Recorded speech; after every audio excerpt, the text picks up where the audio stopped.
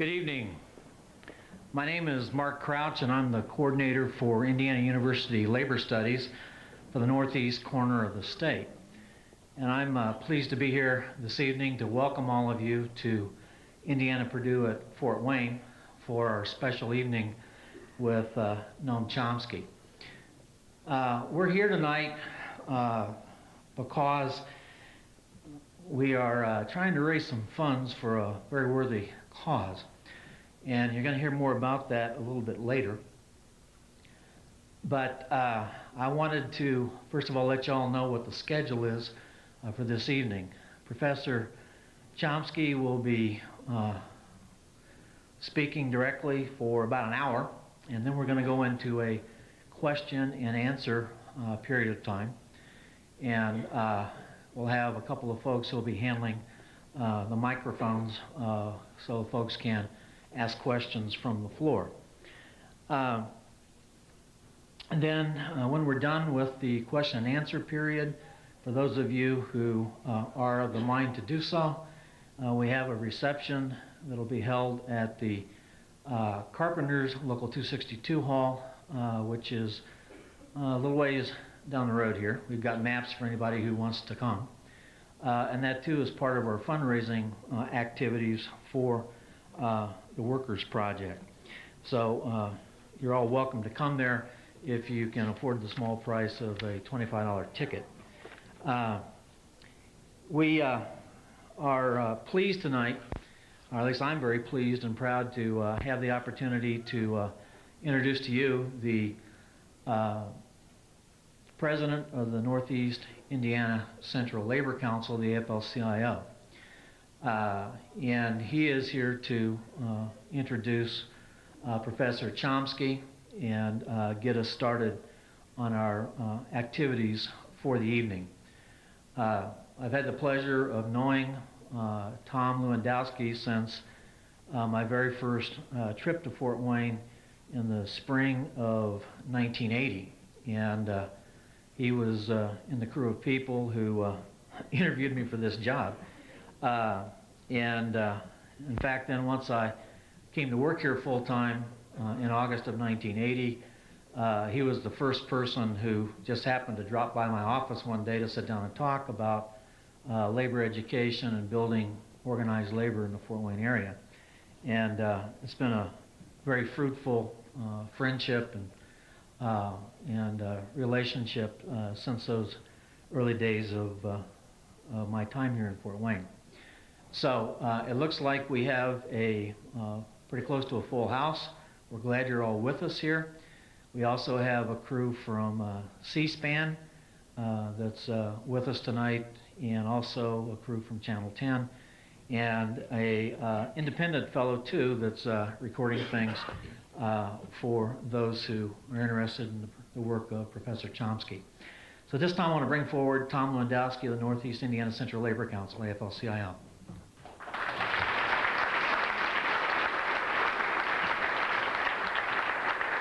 Thanks, Mark. I wasn't expected to be introduced in such flowery terms, but thank you anyway.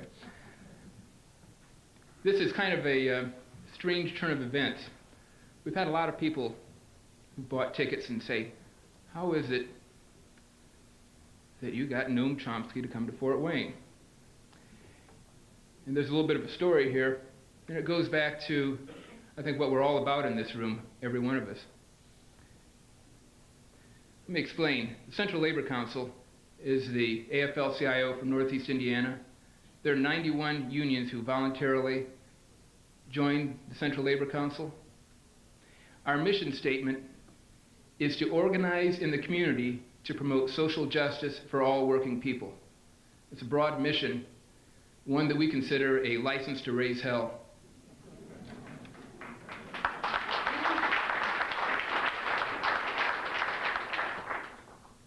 As part of our mission, we realize there are limits to what a Central Labor Council can do, because traditionally Central Labor Councils represent those people who are members, who are part of organized labor. It became clear that the labor movement needed to grow in different ways. and a number of us, the executive board from the Central Labor Council, a lot of activists from the Central Labor Council, people from the community, have all come together to create an organization we call the Workers Project Incorporated. Our goal is to find ways to represent the unrepresented workers, to recreate the social contract that has been destroyed in recent years. Among those projects that we have for the Workers Project is one initiative we call the High School Workers Initiative. This is a pilot program in which we train high school students in terms of, we teach them about employment rights, they take classes from Mark, they take a lot of education from a lot of different people about how to represent and care for people. We're putting these high school students, try to make our eventual goals to have at least one high school student in every high school to represent high school workers who are being exploited on the job. And it's happening at an all too frequent rate. Our high school stewards, two of whom are in the back of the room here, have uncovered all kinds of things. Well, the variety of things that have happened to high school workers is, well, as all of you know who work, you know that all kinds of bad things happen. There's been sexual exploitation, wages that aren't being paid. But we have to find a way for these high school workers to represent themselves, to recreate the social contract. This Workers Project and the High School Workers Initiative is something we think is pretty bold, what we call labor market organizing. And about, I don't know, 10 months ago or so, we said, who is a leading advocate for democracy and human rights and would care about these issues? And it was Noam Chomksy. So we sent a letter. Hey, it's worth a try. It's more than worth a try, because Noam said yes. And he has come to support our efforts with the Workers Project, and we consider that a great honor. It is a great honor because, simply said, Noam Chomsky is an intellectual who is the most ardent advocate of democracy and human rights in America, possibly the world, and we're honored to have him speak to us. Noam?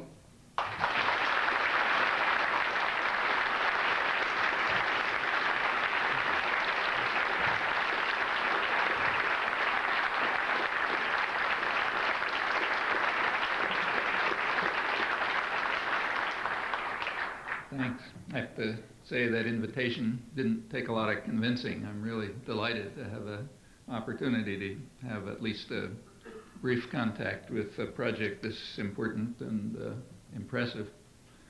I want to say some things about the way the world is, the way we're taught the world is, and then about the way most people experience the world here, and even more so in countries that aren't as rich and full of advantages as this one, and then talk about why, how come things turn out like this, and towards the end, what are some of the plans that are now being laid, mostly in secrecy, to enhance a process which is quite injurious to the large majority of the people of the United States, and even more so elsewhere, which is why they're kept secret.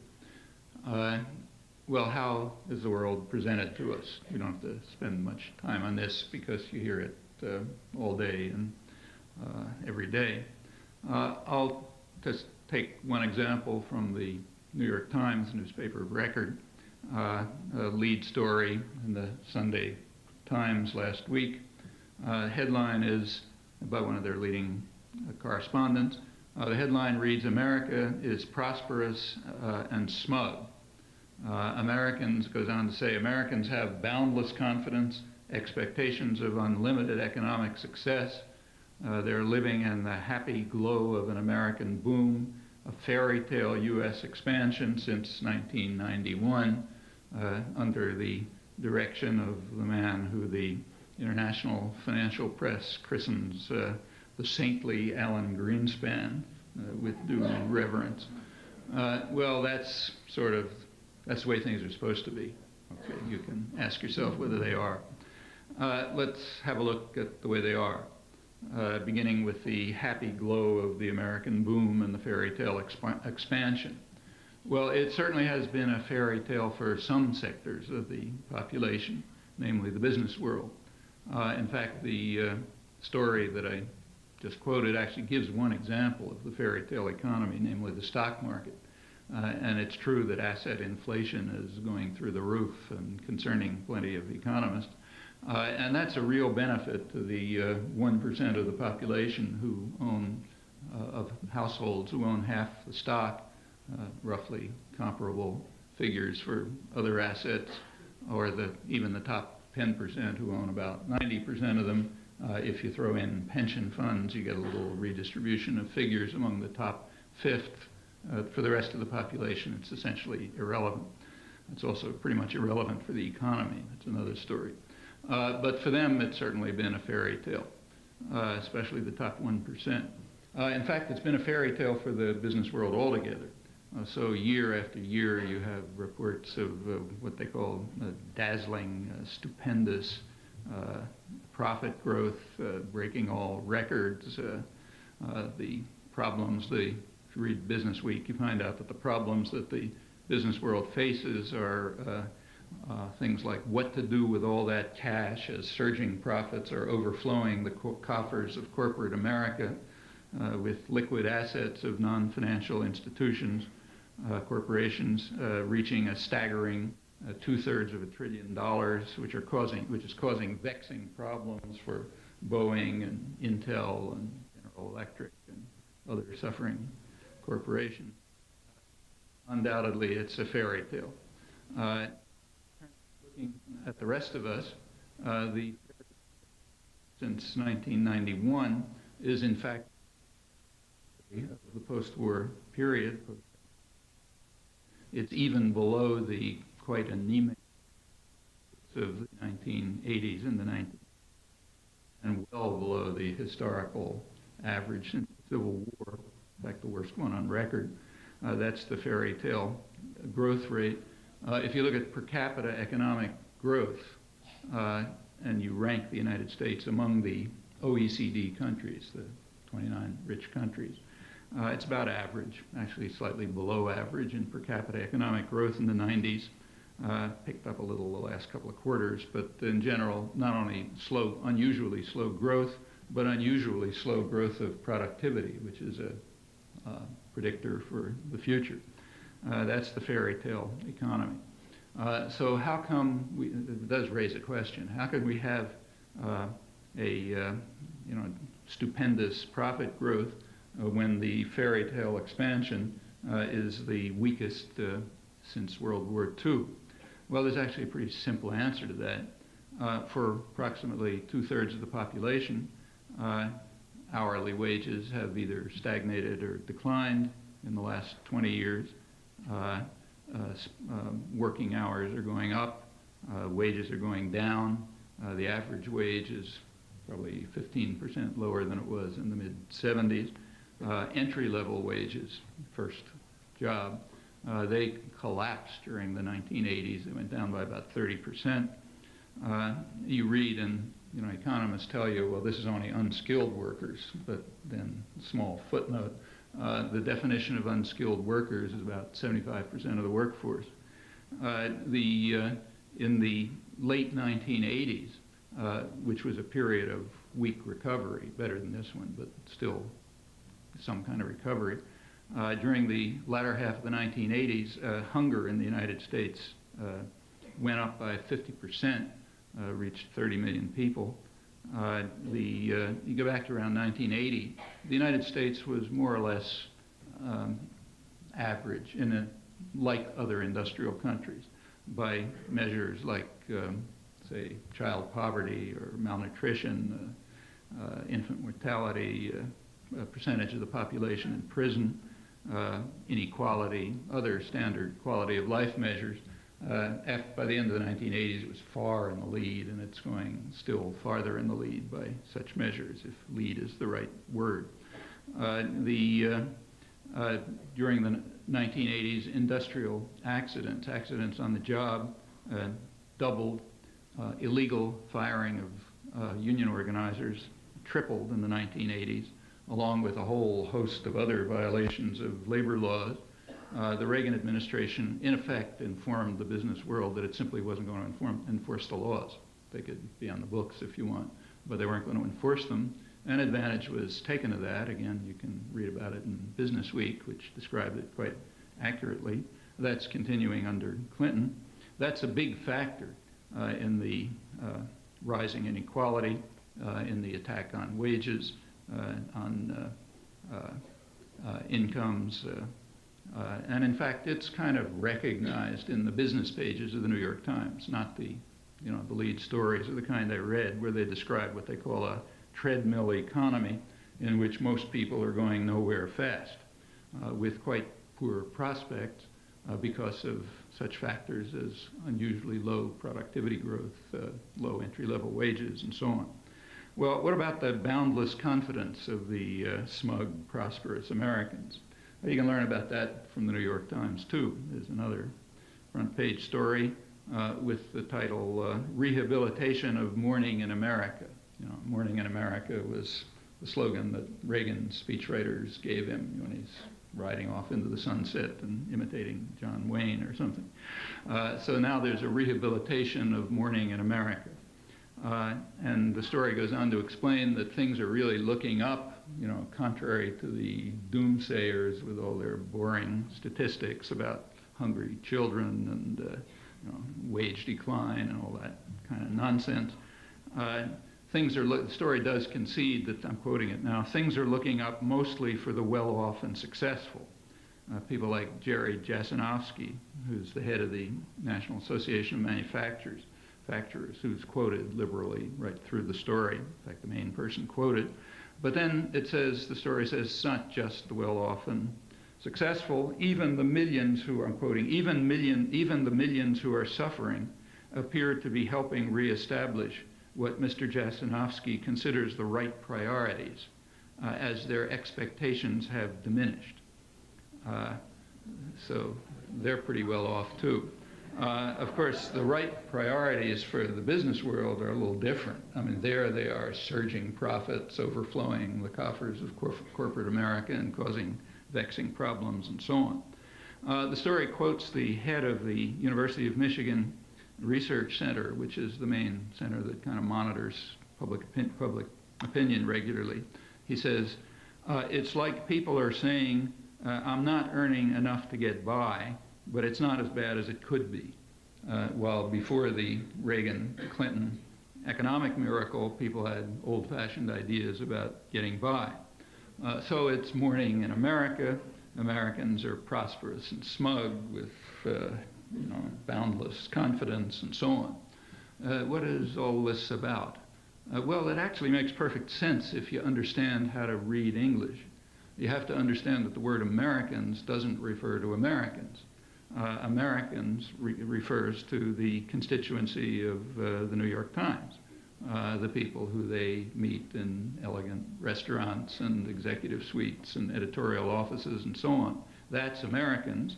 And they're prosperous and smug, and they have boundless expectations, and for them it's a fairy tale economy. And if there's other sort of two-legged creatures out there, they have to establish the right priorities, which are, well, could be worse, and maybe I'm not getting by, but don't have any expectations, even as things get worse and worse. That's what's called a healthy economy, a fairy tale economy, and from a certain point of view, it is. Let's take a look at the saintly Alan Greenspan, who presided over the fairy tale economy in the 1990s. He testified about it to the Senate Banking Committee about a year ago. He was very proud of his achievement, and he explained it. He attributed the miracle to what he called greater worker insecurity, meaning workers are intimidated. They're afraid to ask for a living wage or for benefits. And that's a good thing. That contributes to what's called the health of the economy.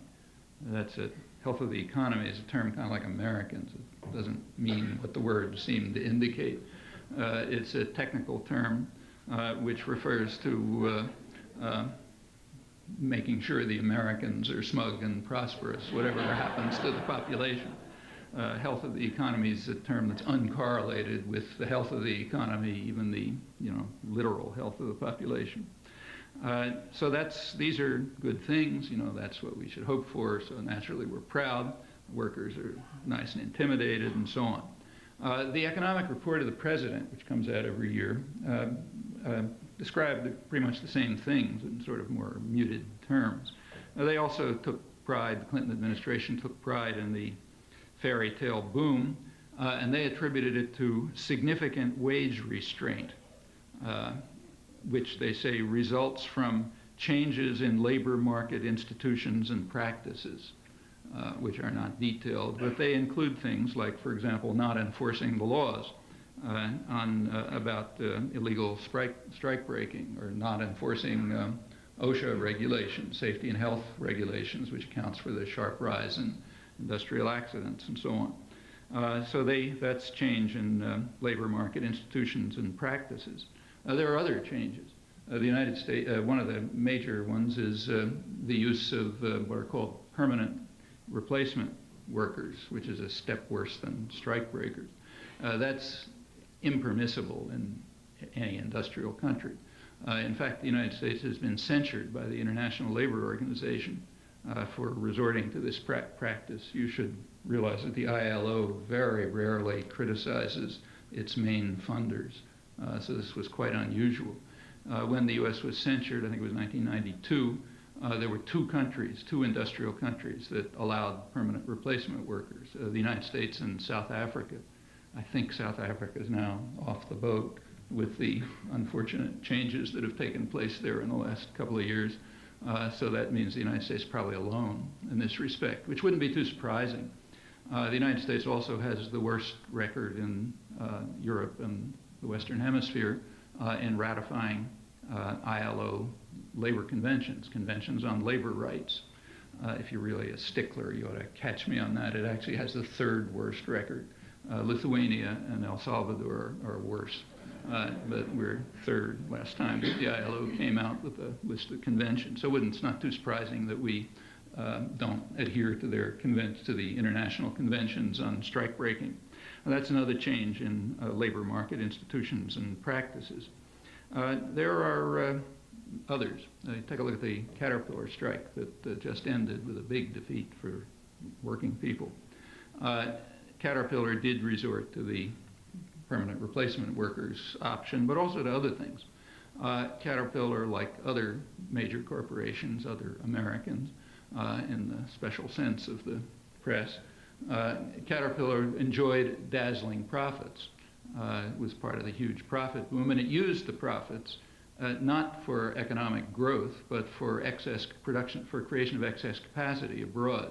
Now, that doesn't contribute to economic health in the ordinary sense, but it does contribute to class warfare, and it makes good sense for that reason.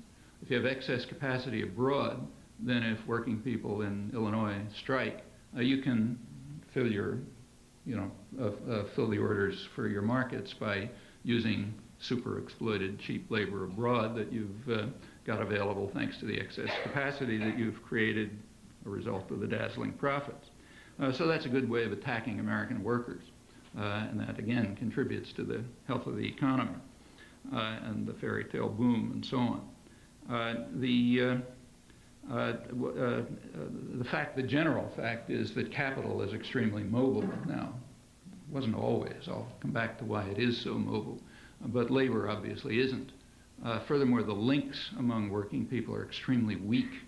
There have been major attacks on the unions, even within countries, but the international links are weak, and to confront coordinated, concentrated, tyrannical structures with enormous resources is very difficult, particularly when they're backed by powerful states and by huge secret bureaucracies like the IMF, which are devoted to their interests and so on. It's an unequal struggle, and unless it is equalized and changed, the future, at least for democracy and human rights, doesn't look so great. Another change in labor market institutions and practices results from the trade agreements, the mislabeled free trade agreements. So take, say, NAFTA. NAFTA is an investor rights agreement. It's not a free trade agreement. It has some wording about labor rights and environmental rights, but they're basically toothless. They were put in to get people to shut up. But they're not completely vacuous. Under NAFTA rules, it's possible for workers to bring complaints about illegal labor practices, and in fact, some did so. Telecommunication workers brought a complaint under NAFTA. They actually won, but the corporation got a tap on the wrist a couple of years later. Didn't amount to anything. But one side effect of it was that there was a study done under NAFTA rules about the role of NAFTA in strike breaking in the United States. It was done by a labor historian at Cornell University, Kate Bronfenbrenner, published under NAFTA, suppressed by the Clinton administration, but released by Canada and Mexico. Her conclusion is that I think the Clinton administration finally released it after a delay, not that you'd know anything about it by reading the press. According to her study, about half of organizing efforts since NAFTA have been disrupted by threats to transfer. That means things like putting up putting a trailer outside a plant where people are trying to organize with a sign that says, Mexican transfer job or something like that. And these threats are not idle. When organizing efforts nevertheless succeed, there have been closures at triple the rate, the pre-NAFTA rate. So they're meaningful threats. Of course, it's all illegal. All such efforts at strike breaking are illegal, but remember that's a technicality since the Reagan administration and now the Clinton administration have essentially informed the business world that you don't have to worry about laws because we're not going to enforce them. Crime pays, in other words, with state protection.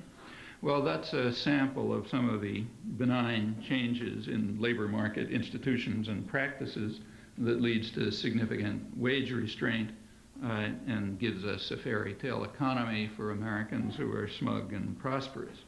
All you have to do is translate the words a little and you go from propaganda to reality quite easily. The saintly Allen also gives public talks. He gave one recently to the newspaper editors meeting in the United States. Interesting talk, worth reading. It's full of passionate rhetoric about the miracles of the market, the wonders that are brought about by consumer choice and all these magnificent things. And he even gave examples, which is nice. His examples are the internet, computers, information processing, satellites, and transistors, a couple of others. Now, those are kind of interesting examples of the miracles of the market and consumer choice, because as even the most ignorant economist knows, those are textbook examples of creativity and production in the state sector, in the public sector, picked up later by the business world, given to them as gifts after the work's been done. So take, say, the internet, which, the stellar example. That was developed for 30 years within the Pentagon, and then the National Science Foundation. And just a year or two ago was handed over to private corporations. So now, Bill Gates is real interested in the internet. For the 30 years that it was being developed, private business had no interest. Gates wouldn't even go to a conference on the internet 2 or 3 years ago. I have to say, he is honest about it. He has attributed his success to his ability to, I'm quoting him, to embrace and expand the ideas of others, most of which come from your pocketbook, incidentally. The internet is almost a classic example. Take computers, kind of the core of a modern industrial society. Same story. In the 1950s, they were unmarketable, So the public paid for the research and development under the cover of an air defense system and other such things. When they advanced to the point where you could sell them, they were handed over to private corporations, some of them spin-offs from the military project. That's why IBM isn't making typewriters anymore, and so on for a whole bunch of others. But the public contribution remained, and in the 1980s particularly, it went up with new developments in advanced computer technology and so on. That's computers. It's the same story with information processing, satellites, too obvious to comment. The one example that he mentioned that where you could claim that there's a private sector contribution in the crucial research and development stage is transistors. So that one's worth looking at. The others aren't even a joke. This one is at least a joke, which is what it is. Transistors were, in fact, invented in a private laboratory, Bell Labs, in 1947. But what was the role of the market and consumer choice in that? Well, the answer is zero, because Bell Labs was the laboratory of AT&T, which was a government-supported monopoly. So there's no consumer choice and no market. Since it was a monopoly, it was able to charge monopoly prices, which is in effect a tax on the public. And taxing the public, through taxing the public, it was able to establish a very good laboratory. Bell Labs was a fine lab where they invented transistors and solar cells and information theory and radio astronomy, all kinds of work. It was a great lab. I used to go there in the 50s.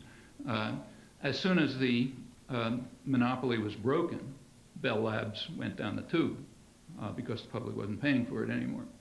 So no more Bell Labs. But it's true that in 1947, a government-supported monopoly was able to use indirect taxation to develop transistors. However, that's not the end of the story. The development of transistors was based on wartime technology developed during the war, again, at public expense. Furthermore, when transistors were developed, there was nothing much to do with them. So the government stepped in, meaning you stepped in, or your parents, or whatever, and paid for transistor research and development. The government procurement was the total use of transistors in the early crucial years when the research and designs and production techniques and so on were developed. In fact, 10 years after they were invented, the Western Electric Company, which is Bell's AT&T supplier, they were producing, I think, a couple 100,000 transistors, and 100% of them were for the government market. So that's the one example which maybe rises to the level of a joke of the miracles of the market and consumer choice. These are the Saintly Allen's examples. I didn't pick them. But in fact, again, as even the most ignorant economist must know, certainly the business world knows, just about every dynamic sector of the U.S. economy works that way, whether it's electronics or pharmaceuticals or biotechnology or whatever. There's an enormous public component for the research and development stage and for absorption of risk. The story is that the way the miracles of the market are supposed to work, the cost and risk are socialized. They're the public's responsibility.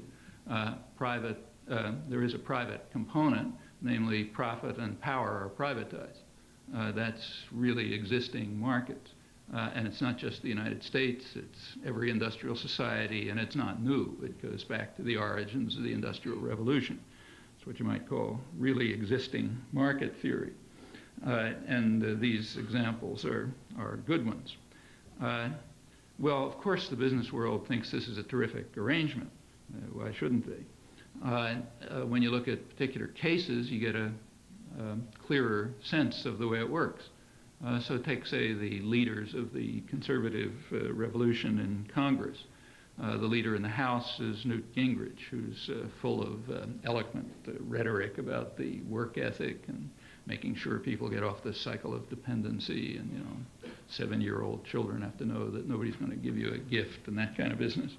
He also, year after year, keeps the record for bringing federal subsidies to his rich constituents in Cobb County, Georgia, suburb of Atlanta. It happens to be a region where the state role in the economy, government role, meaning public role, is unusually extensive, but he's champion. Again, to be precise, he's third. Arlington, Virginia, which is part of Washington, gets more federal subsidies. That's where the Pentagon is and places like that. And Brevard County, Florida, which is the home of the Kennedy Space Center, that gets more public subsidies. But apart from them, Gingrich, year after year, is the record for suburban districts.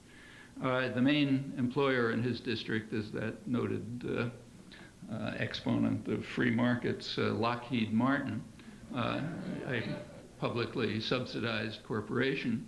In fact, every American household, the average household pays now about a $200 a year Lockheed Martin tax to make sure that the rich folk down there don't break the cycle of dependency. Even with the public support, Lockheed practically went broke in the early 70s. So it was rescued by a $250 million bailout by the Nixon administration. It was that action that led Senator Proxmire to coin the phrase corporate welfare. Well, okay, that's the leader of the conservative revolution in the House. How about the leader in the Senate, Trent Lott, Senate Republican leader? I'll just quote the staid and quite proper Financial Times, the leading financial journal in the world from London, had a headline reading, "Most Successful Pork Producer of 1997. Then goes on with a story about Trent Lott. It continues like this. If you take, say, the CEO of Citicorp, Walter Wriston, the man who more or less invented huge loans to the third world, which led to the third world debt crisis and so on. He's a great exponent of the free market and laissez-faire, and very proud of the fact that markets can now set social policy. They're so powerful, so you don't have to worry about democratic states anymore. On the other hand, when the whole thing went bust in 1982, he was quite happy to be bailed out by the public when the third world debts were socialized and the commercial banks were essentially paid off in various indirect ways by taxpayers, and of course by the victims who paid for it. So the laissez-faire doctrine disappeared. It's a little more to that story. Wriston's entrepreneurial techniques included, in fact, a large part of the bank's profits were based on fraudulent schemes worked out in Brazil, which were declared illegal by the Internal Revenue Service. But that was no big problem. The IRS was overruled by William Simon, another great believer in the free market. He was then Secretary of the Treasury, and he shortly after resigned and joined the board of directors of Citicorp. Well, that's the way the real world works. That's on the other hand, there's the picture world that you're taught about. As I say, there's nothing really new about this, but there are changes. It goes way back in the beginning of American history in England before it. But there have been changes. There was a major change around the Second World War, the Depression and the Second World War. The Depression of the 1930s made it very clear to anyone who had any lingering illusions about the matter that there's no conceivable possibility for free market capitalism to work. I mean, nobody really believed it much anyway, but that put an end to it. The New Deal measures took some of the edge off the Depression, but not very much. I mean, they made people feel better and that sort of thing, but the effects were about the same. There was not much difference in 1939 and 1929. What did cure the Depression was the war. The war created a command economy, or a semi-command economy. Market principles were put to the side. Corporate executives flocked to Washington and organized a state-controlled economy, which was extremely successful. American industrial production tripled, Depression over. resources were allocated, wages and prices, mainly wages, were controlled, and it was extremely effective, and it taught lessons. In particular, it taught lessons to the guys who ran the economy. They didn't have to read about Keynes in textbooks. They had just seen it. Here was a organized state-controlled economy which had plenty of private profit. So Boeing Corporation, for example, took off, doing its patriotic duty by making huge profits after it barely survived before. And the lesson was very clear, and it was understood. It was assumed almost universally by businessmen, by economists and others, that the country was going to sink right back into recession after the war, unless the government stepped in. And if you go back and read the business press in those days, Fortune, Business Week, and so on, they were pretty frank about it. So Fortune explained that high-tech industry, I'm quoting, they were talking about aeronautical industry, but then they generalized to all high-tech industry, cannot survive in a competitive, unsubsidized, free enterprise economy, and the government must be the savior, Business Week added. And it goes on like that in the business press. The only question was how to do it. What's the best way for government to step in, to be the savior, and to protect advanced industry from competitive economies? Well, it was understood there are a lot of ways of doing it.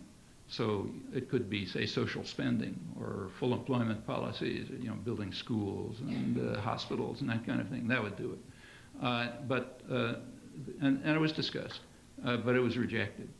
Because policies like that, though they would work, have a downside. For one thing, they tend to be democratizing. So people care about things like schools and hospitals. They haven't any opinion about, jet fighters and missiles and that kind of thing.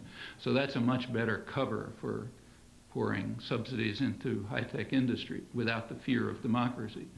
Furthermore, social spending tends to be somewhat redistributive, whereas using the Pentagon funnel is just a pure gift to corporate sector.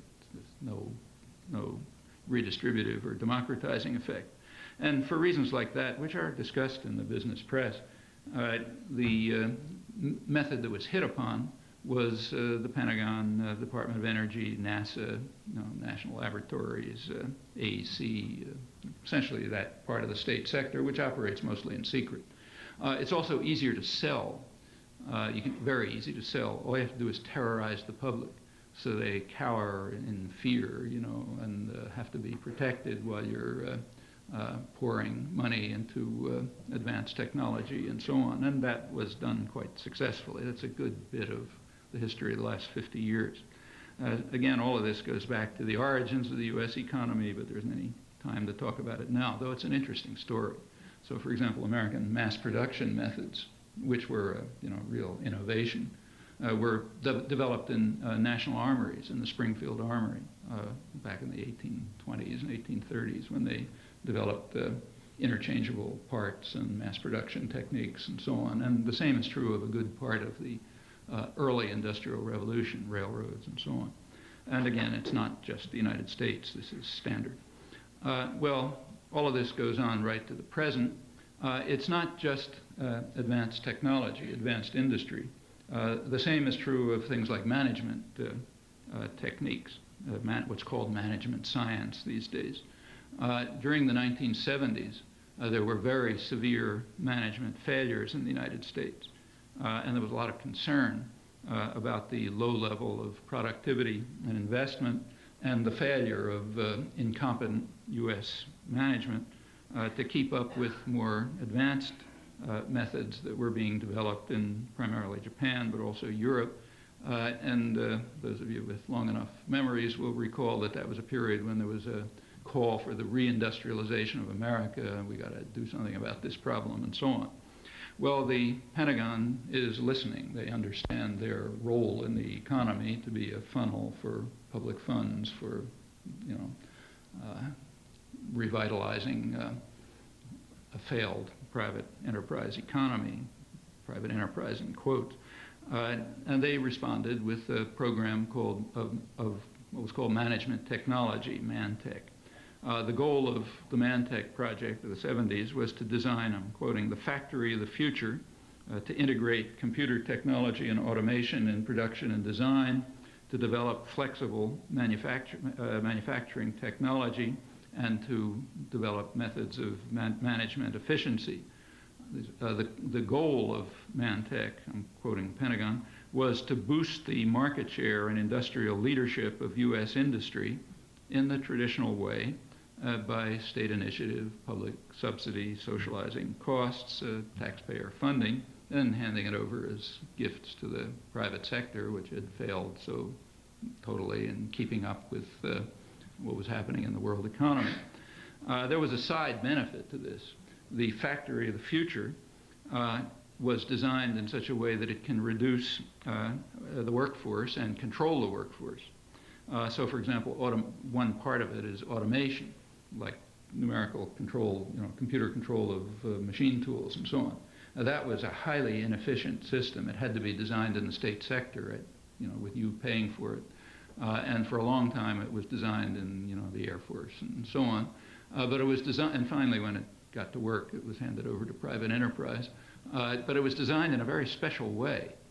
When systems are designed within the state sector, which is essentially the corporate sector, the power that protects the corporate sector and is largely governed by it, then it's designed in a special way.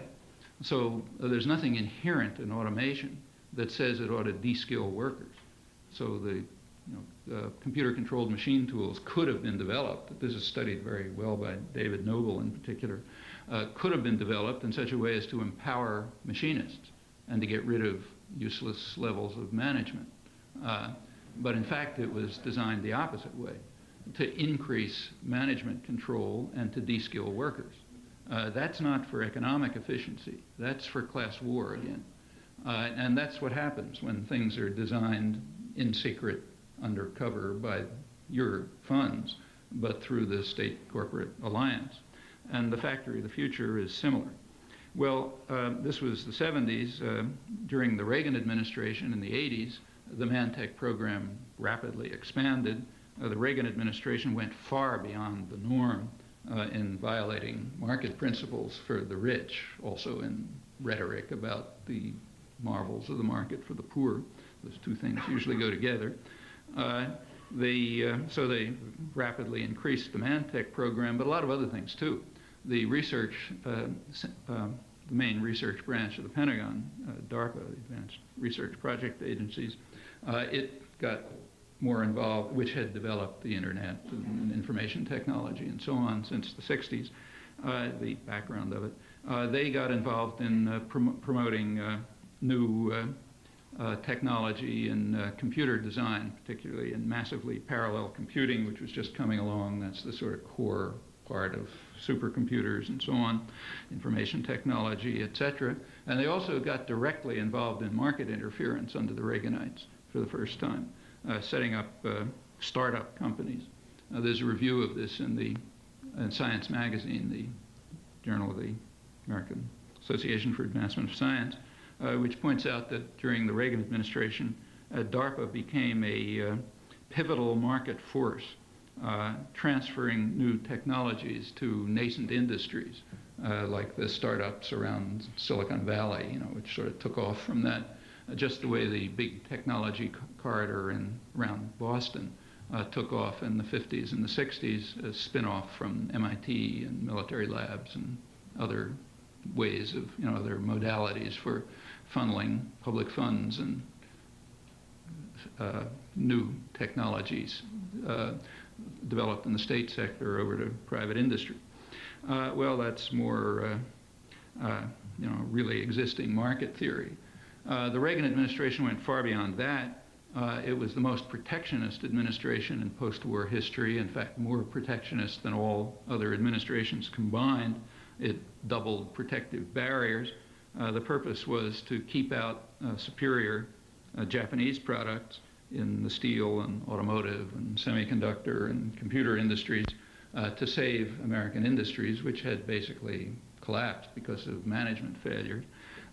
And not only to save them, but to develop new technology for them so that they would be in a dominant position for the future. That's what's now called the triumph of the market in the 1990s, thanks to huge public subsidy, public sector innovation and development, protection, very high levels of protection, plenty of straight bailouts, like Continental Illinois was the famous of them, and so on.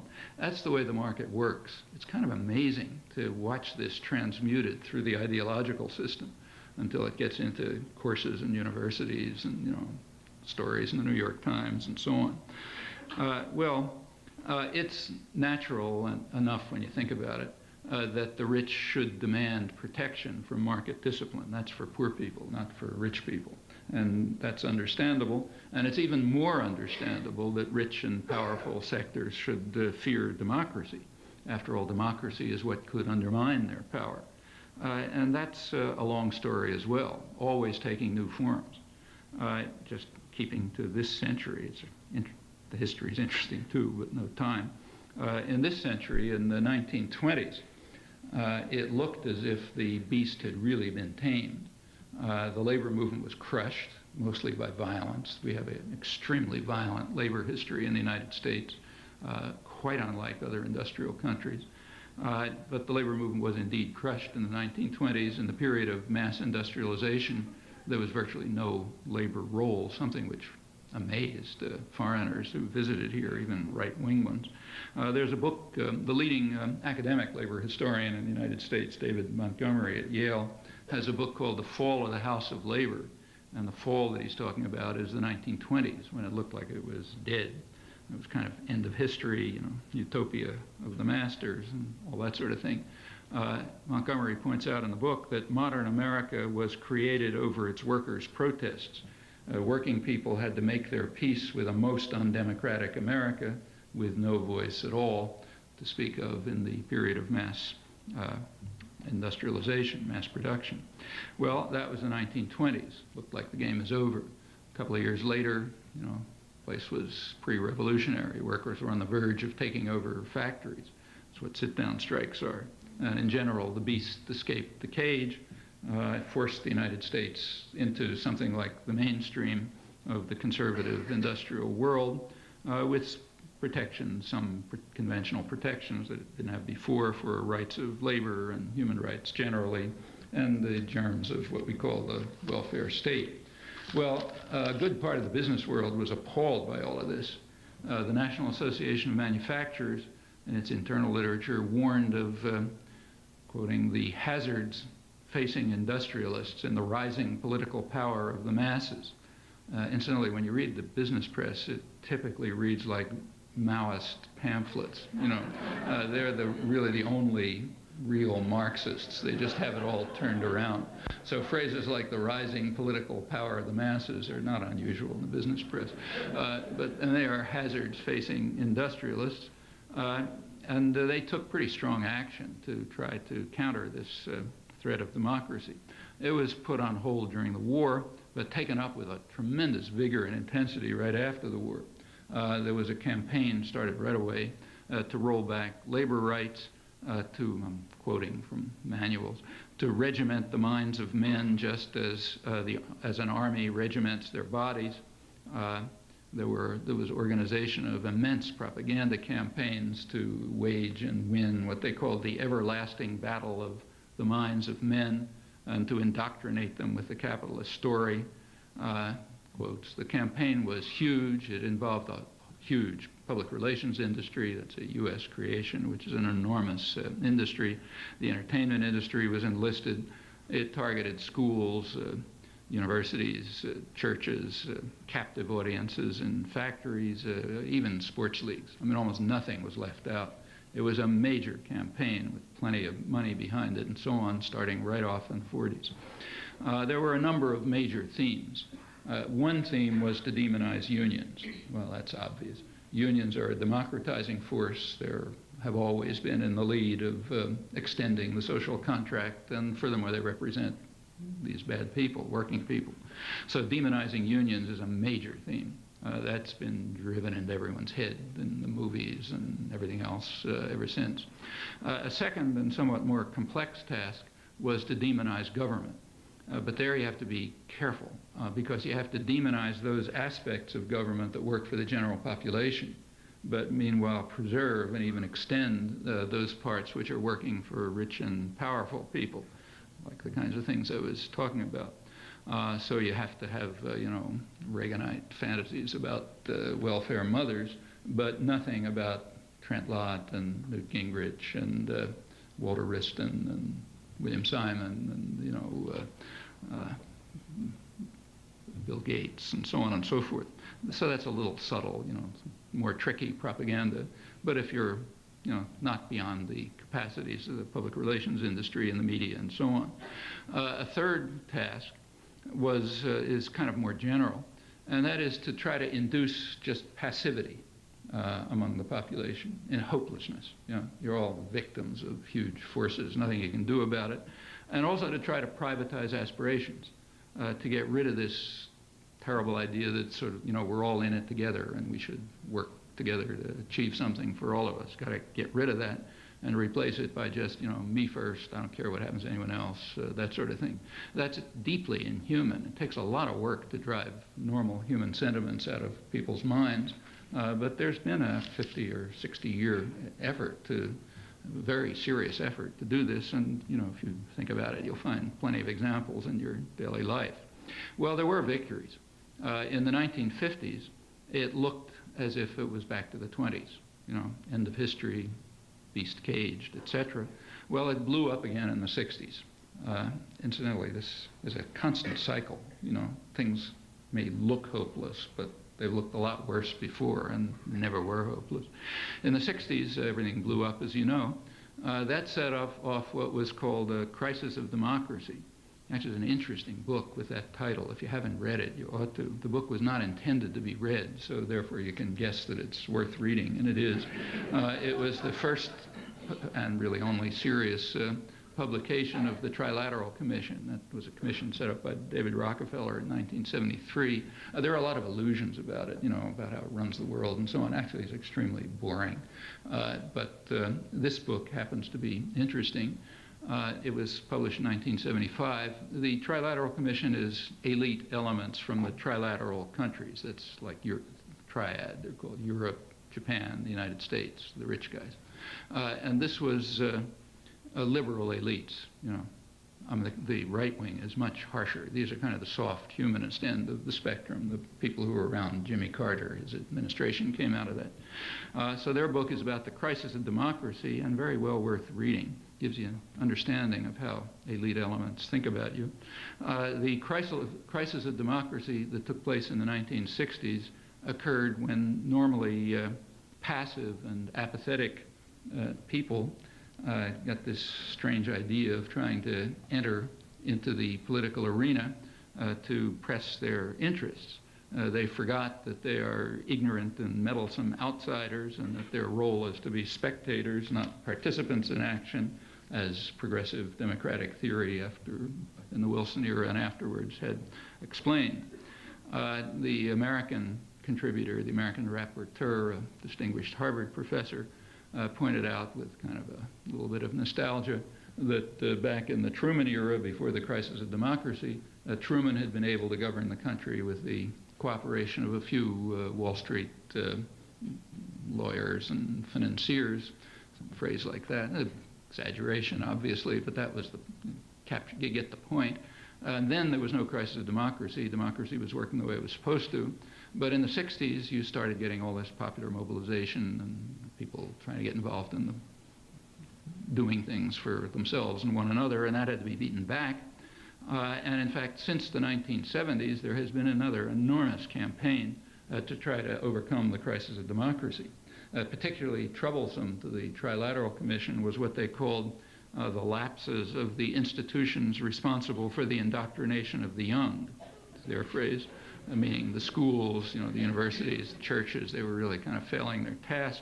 And one part of the post-crisis campaign since the 70s, huge funding and propaganda and so on, is to try to overcome the failures of indoctrination and the crisis of democracy and the hazards facing private power from the rising political power of the masses and in general when people forget their proper role. This attack on democracy has been greatly facilitated by quite important changes in the international economic order that have taken place, in fact, right around that time. After World War II, an international economic order was established. It's called the Bretton Woods system. It was by mainly the United States. It was the United States and England, primarily the U.S. It was based on two principles. One principle was to try to free trade, to liberalize trade. The other principle was to regulate capital, to regulate finance.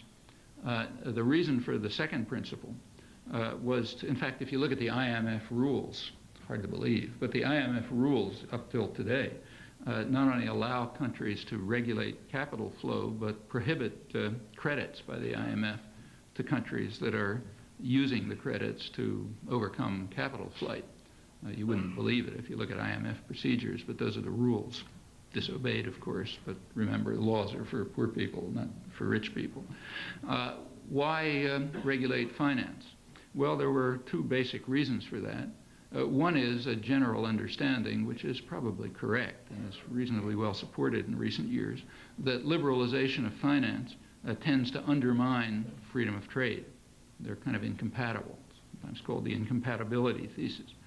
A second, and this is not really questionable, is that it was understood that liberalization of finance provides a very powerful weapon against democracy and against social programs, the welfare state, for very simple reasons. I mean, if a country tries to introduce, say, full employment programs or social spending or stimulate its economies or whatever, if it cannot control capital flows, capital is going to flow out of it, to places that are not carrying out these heresies. Interest rates will have to go up and the whole thing will collapse. In fact, what liberalization of finance does is create what some international economists have called a virtual Senate, a Senate of powerful financial sectors that can essentially set policies for governments and punish those who deviate. The Bretton Woods system, based on these principles, was in fact enforced through what's called the golden age of the high growth, up till around 1970, golden age of modern state capitalism, high growth of the economy, of productivity, extensions of the social contract, and so on, all within this system. Well, that was dismantled by Richard Nixon in the early 70s with the support of Britain, later other major powers. Finance was liberalized, and it had pretty much the expected effects. This, as was predicted at once, this was a period of, led to a period of low growth, low productivity, low wages, huge profits, in fact, the current period. There was also a huge increase in capital exchanges and foreign exchange transactions, capital flow across countries. It went from about $18 billion a day in 1977 to over 1.3 trillion by the mid-90s. I mean, these numbers are all approximate, but nobody really knows, but roughly of that order, so like factor of 100. Furthermore, the composition changed radically.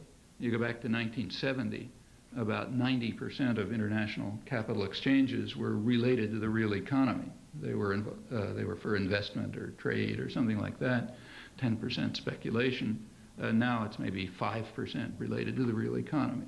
The rest is speculation and concerning interest rate differences and exchange rate differences and so on. Most of it is extremely short term. The Bank for International Settlements, the main monitor of international banking in Switzerland, estimates that about 80% of it has a turnaround time of a week, meaning investment and most of that's within a day or even hours. Well, all of that is an attack on the real economy, but it does create very high profits for the financial sectors, which are growing enormously. It has also increased very sharply the volatility of markets. There's wild fluctuations, financial crises, quite unpredictable. They've been increasing very fast. The bailouts get bigger and bigger all the time, and so on, to the point where even very conservative sectors are calling for regulation. So the Bank for International Settlements and the chief economist of the World Bank, Joseph Stiglitz, and others of that type are saying, look, even Greenspan recognizes, look, we got to do something about this. It's probably getting out of hand. It's also brought about, as predicted by at the Bretton Woods period, it's brought about constraints on trade. This has not been a period of growth of trade. On the contrary, it's been a period of sustained assault on free trade. It's quoting from the head of the economic research at the World Trade Organization in a sort of technical study of this period. He incidentally estimates the effect of Reaganite barriers to trade as about 3 times the level of other industrial countries, which were also quite serious.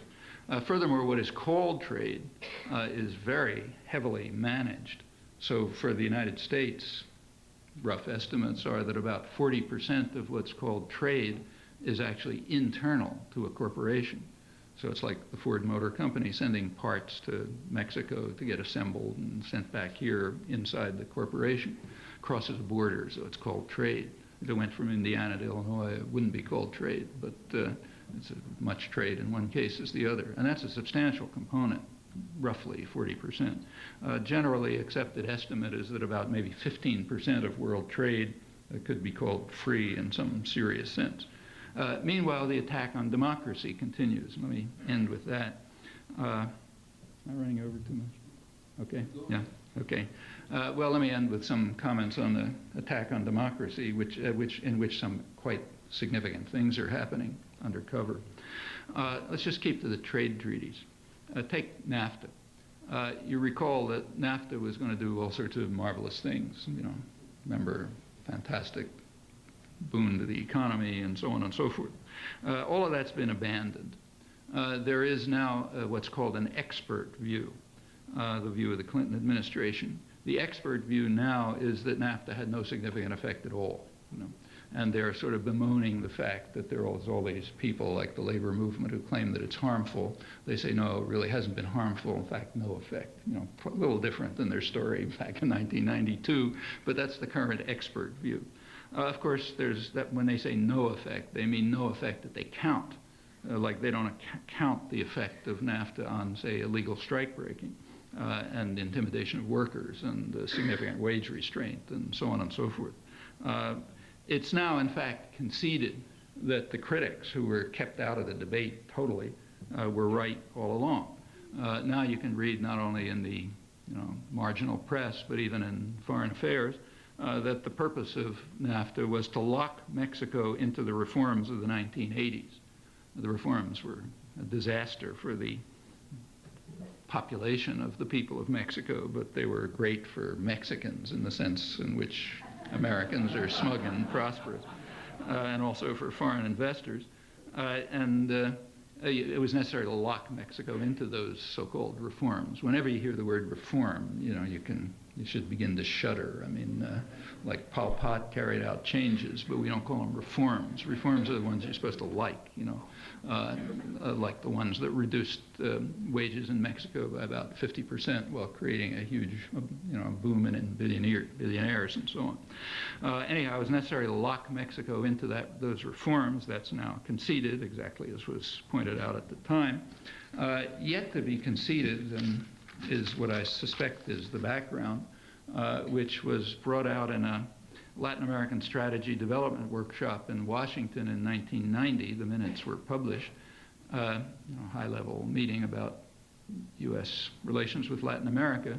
It concluded that relations with the Mexican dictatorship, it is a brutal dictatorship, that relations with the Mexican dictatorship were excellent, but there were potential problems. The problem that worried them is, quote, a democracy opening in Mexico might bring into office a government more interested in challenging the United States on economic and nationalist grounds. United States here is to be understood like Americans, doesn't mean, okay. And we got to watch that. But now the threat of a democracy opening in Mexico is essentially overcome because they're locked into these reforms by a treaty that they can't get out of. So that's the achievement of NAFTA. There are some other achievements like the ones I mentioned. NAFTA is called a North American Free Trade Agreement. It stands for North American Free Trade Agreement, right? The only accurate words in that phrase are North American. It's not a free trade agreement. It's highly protectionist. Part of the protectionism, in fact, is part of the reason why your HMO won't allow you to get drugs, because they're too costly. They're too costly because, in large part, because they're protected by essentially monopoly prices. NAFTA and the World Trade Organization agreements introduced unprecedented protection for drug companies and others, which allows them, in fact, to charge super high prices. Now a big problem for medical treatment.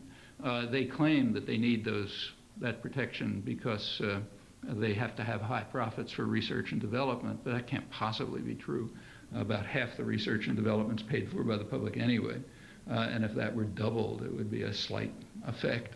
The effect on the cost to consumers of this high level of protection, I know of only one technical paper that's tried to estimate it by economist Dean Baker at the Economic Policy Institute in Washington.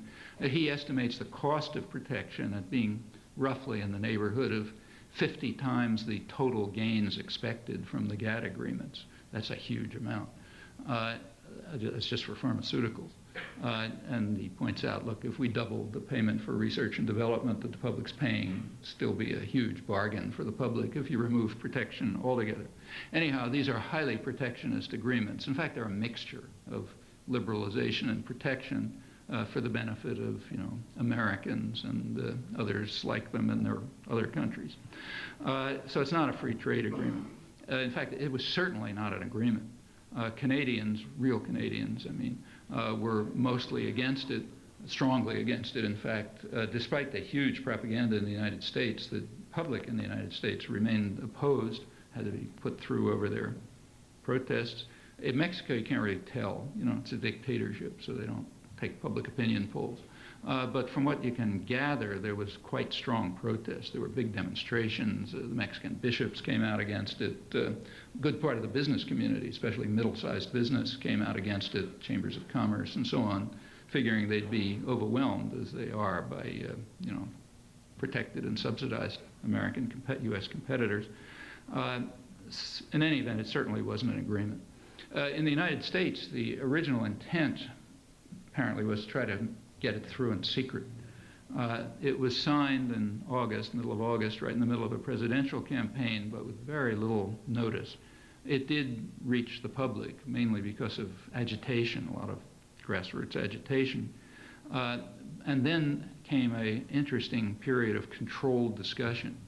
There is a Trade Act in the United States passed by Congress in 1974, which requires that there be a labor input to any international trade treaty. The organization to turn to is the Labor Advisory Committee, and they were indeed notified of NAFTA. They were supposed to participate in the formation of it. They weren't, but they were notified of its existence on September 8th, about a month after it was signed. And they were told that they could submit a report if they like. It had to be due on September 9th. So the idea was to make sure that they didn't have a chance to meet, and put in the labor input. Surprisingly, they got together and met and put out a long and interesting and very constructive report. It's really worth reading. Labor Advisory Committee report on NAFTA. The conclusion was they were in favor of a NAFTA, but not this one. A North American Free Trade Agreement would be a good idea, but not an investor rights agreement. Rather one that worked for other people too, like working people and concerned with the environment and so on. That report, and they had constructive proposals as to how to proceed with this. I couldn't find one word in the media about this. At the same time, the Office of Technology Assessment, which is Congress's own research bureau, came out with an analysis of NAFTA, which was very much the same. It was rather like the LAC report. It's on the public record, like if you're enterprising, you can discover it. It came out in favor of a NAFTA, but not this one, not an investor rights agreement, and it had similar proposals.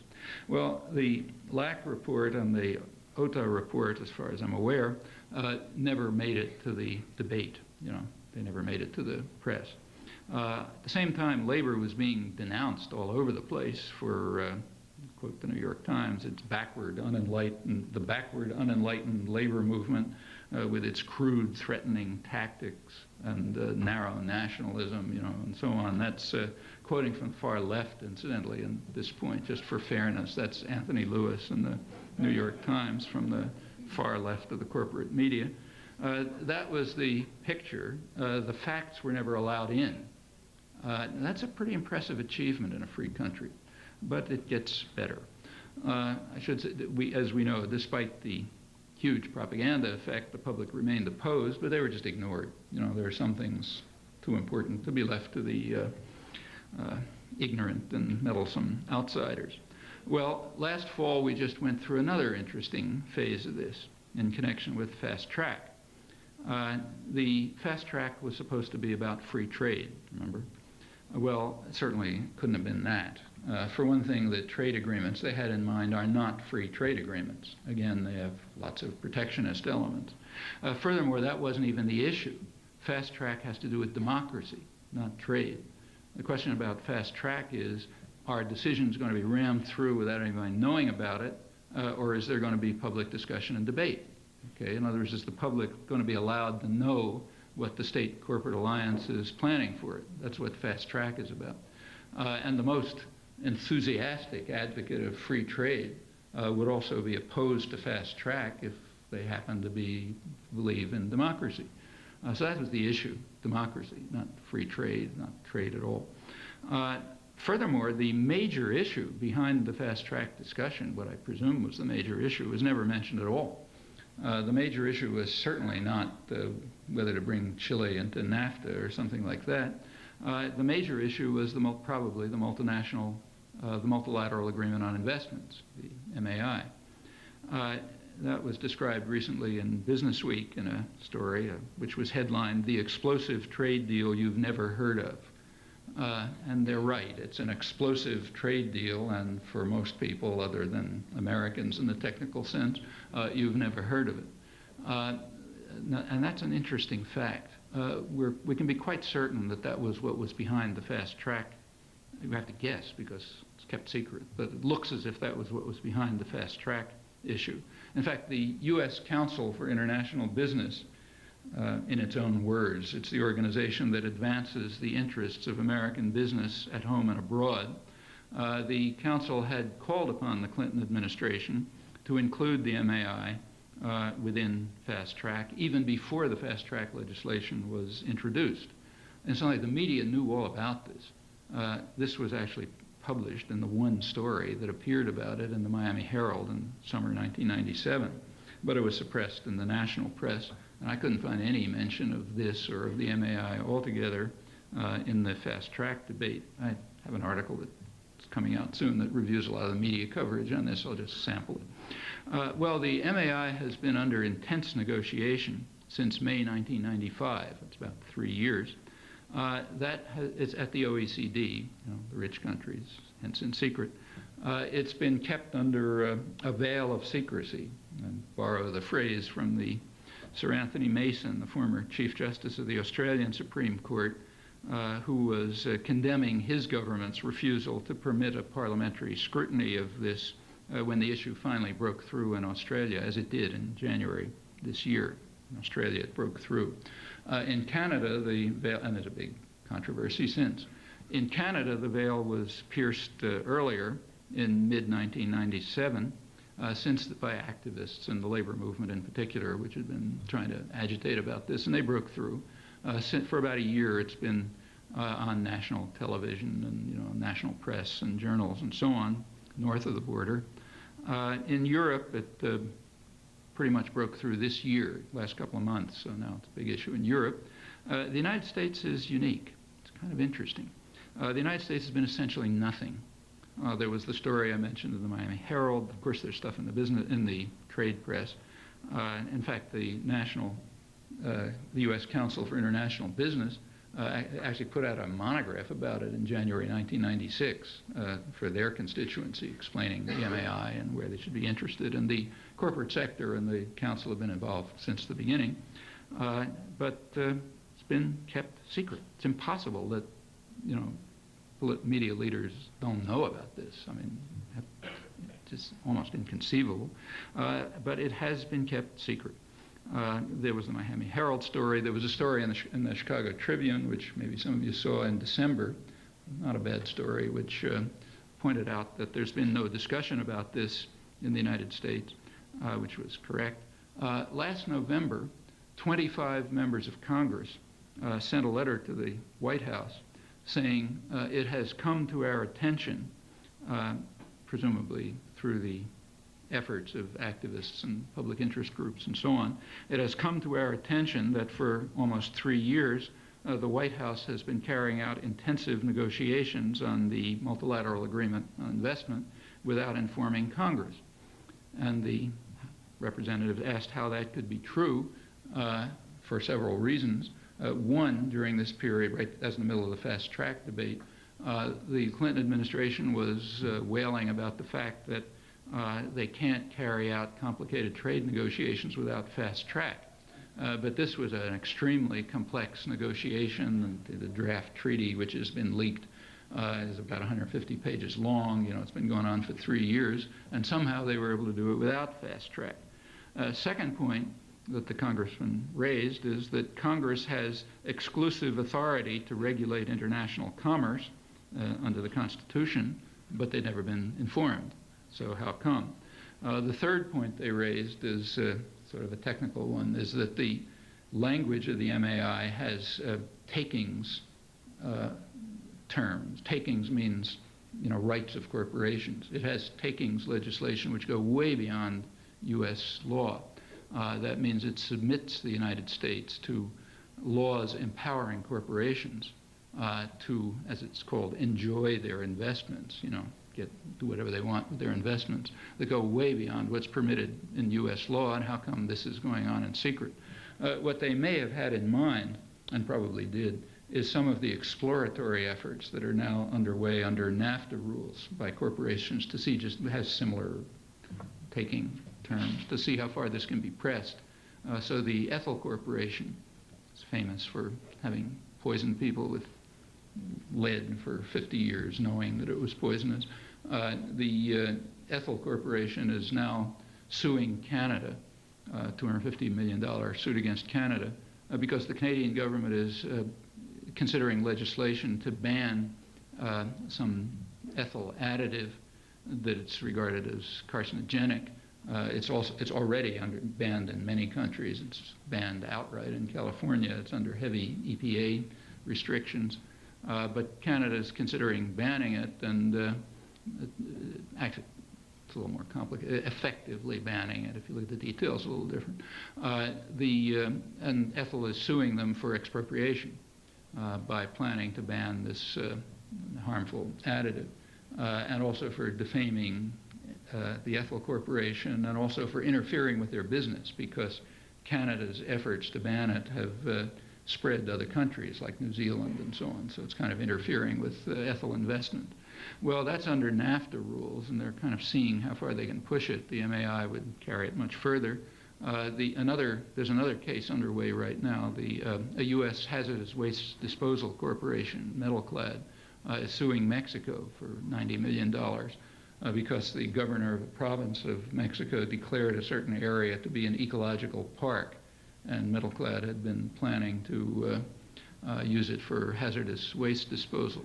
So they're suing Canada. That's another case that's now going through. These cases, incidentally, don't get dealt with in courts. They get dealt with in secret panels made up of what are called trade experts. You can imagine who they are. And their judgments are not appealable. There's no rules of evidence, you know, none of that kind of stuff. And all of that is in the MAI, but generalized. That's one of its many features. Well, that's the third issue raised, the takings issue. They got a couple of months later, they got a sort of vacuous response from the White House of the kind that you will get if you write a letter asking about it. sort of meaningless response. There wasn't a word about this in the free press as far as I could see. But there is agitation going on. And it was enough so that in February 17th, this February, the White House did come out with an official statement, which received no notice in the press that I could find. The statement is interesting, and you should pay attention to it. It tells you something, again, about the way you're looked at. The statement says that, doesn't say anything about the MAI, but it emphasizes the importance of working closely with domestic constituencies to build a consensus on the MAI, and it stresses that the Clinton administration has been living up to the responsibility to ensure active participation of domestic constituencies that have a vital stake in this process. Okay, that's the crucial part of the statement. Well, let's have a look. Who are the domestic constituencies? Well, plainly not Congress. They haven't been informed. Plainly not the public. That's under a veil of secrecy. They don't know anything about it. But yes, the U.S. Council for International Business, they've been informed, in fact, very much involved, as has the corporate sector in general. So with a little exercise in logic, you can figure out who the domestic constituencies are. They turn out to be the same as the Americans, you know, the ones who are smug and prosperous. They're the ones who cast over society the shadow called politics, and John Dewey's nice phrase. That's the domestic constituencies. Well, you know, I could go on, but there isn't much time. Why has there been such secrecy? It has been remarkable. Incidentally, this treaty is due to be signed next week. April 27th is the due date.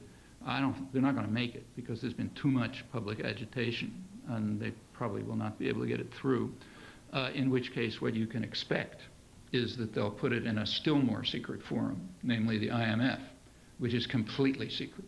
And you can sort of work it into IMF rules somehow. So probably that's the next stage. You know, to keep an explosive treaty, what Business Week rightly calls an explosive treaty, secret for 3 years, despite the fact that it's going to have enormous effects, or maybe because it's going to have enormous effects, that's a pretty impressive achievement in a free country.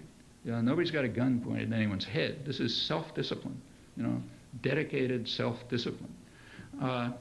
The reasons for it are, I think, pretty obvious. The corporate world is overwhelmingly in favor of it. I mean, it frees up rights of investors beyond anything you can imagine, and eliminates that, you know, most, you know, the kinds of democratic decisions that some community, local, national, whatever, might impose on movement of capital or investment or living wages or anything you can think of. Those are all eliminated as violations of the treaty. The corporate world is strongly in favor of it. It's fair to guess that the sector of the corporate world called the media is also strongly in favor of it. You can't prove it because they don't say anything, but chances are they're in favor of it. And they know perfectly well that the public is going to be opposed. The reasons came out during the fast track debate. The Wall Street Journal had an interesting article where they were, you know, bemoaning the fact that fast track probably wasn't going to get through. And they said the problem is that the opponents of fast track, although they're totally crazy, you know, kind of flat earthers and so on, but they have what the journal called an ultimate weapon. The ultimate weapon is that the population is against it and can't be shut up somehow, you know, despite all efforts. And the ultimate weapon would come into operation again if this were made public, so that's secret. The corporations had already been granted the rights of persons early in this century by radical judicial activism, radical violation of natural rights, classical liberal doctrines, and so on. The new treaty, the MAI, is going to grant them the rights of states. They have the right to sue states, governments, that is, national governments, local governments, and so on. There's no reciprocity, like nobody can sue them. In fact, all obligations in the treaty fall upon people and their governments. No obligations fall upon corporations. The treaty has what they call a ratchet effect, which results from two things, standstill and rollback. A standstill means once you sign it, you're not allowed to introduce any legislation that might conflict with rights of investors.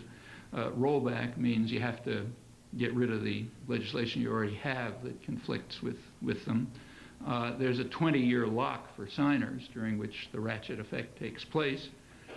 It essentially frees investors from minimal obligations that might be imposed by democratic communities. I don't have time to talk about it, but it's worth informing yourselves about. Remember, this is due to be signed a week from now, though it probably won't be, after 3 years of negotiation under a virtual veil of secrecy. In the other industrial countries, it has become a public issue. In the United States, it's still been kept very quiet. It is indeed the explosive treaty that you've never heard about for almost anyone, except public interest groups, which have been working very hard on it and have put a leaked draft treaty on the internet and so on. There's a few breaks which I could mention, but there's no time. Well, where's all this going? It's pretty clear where it's aiming.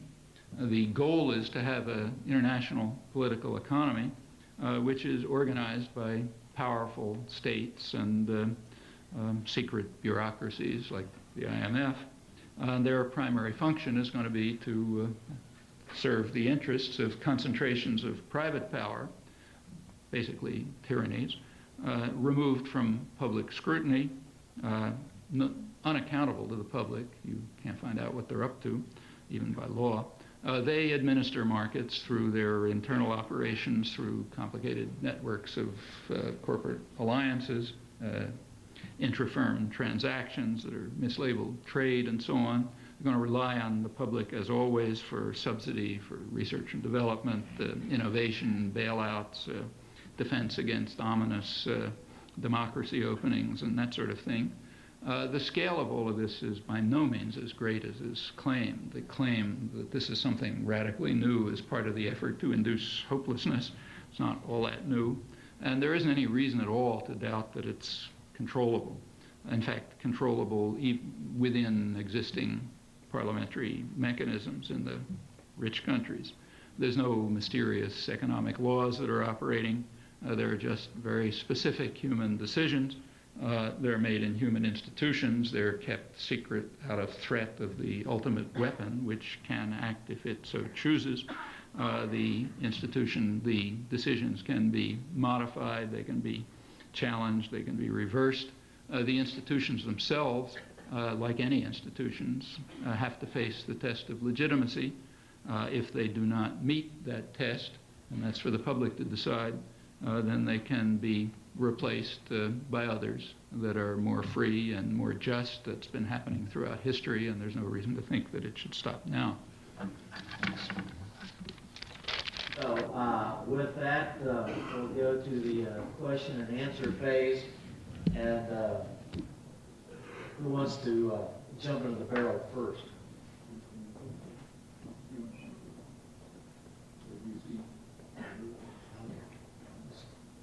Any technique for doing this? Or? This is totally unorganized. Okay. The last thing we want to have is organization. Tom, why don't you pick people since you can see them? First hand, I saw. And somebody else on the other, somebody on the other side?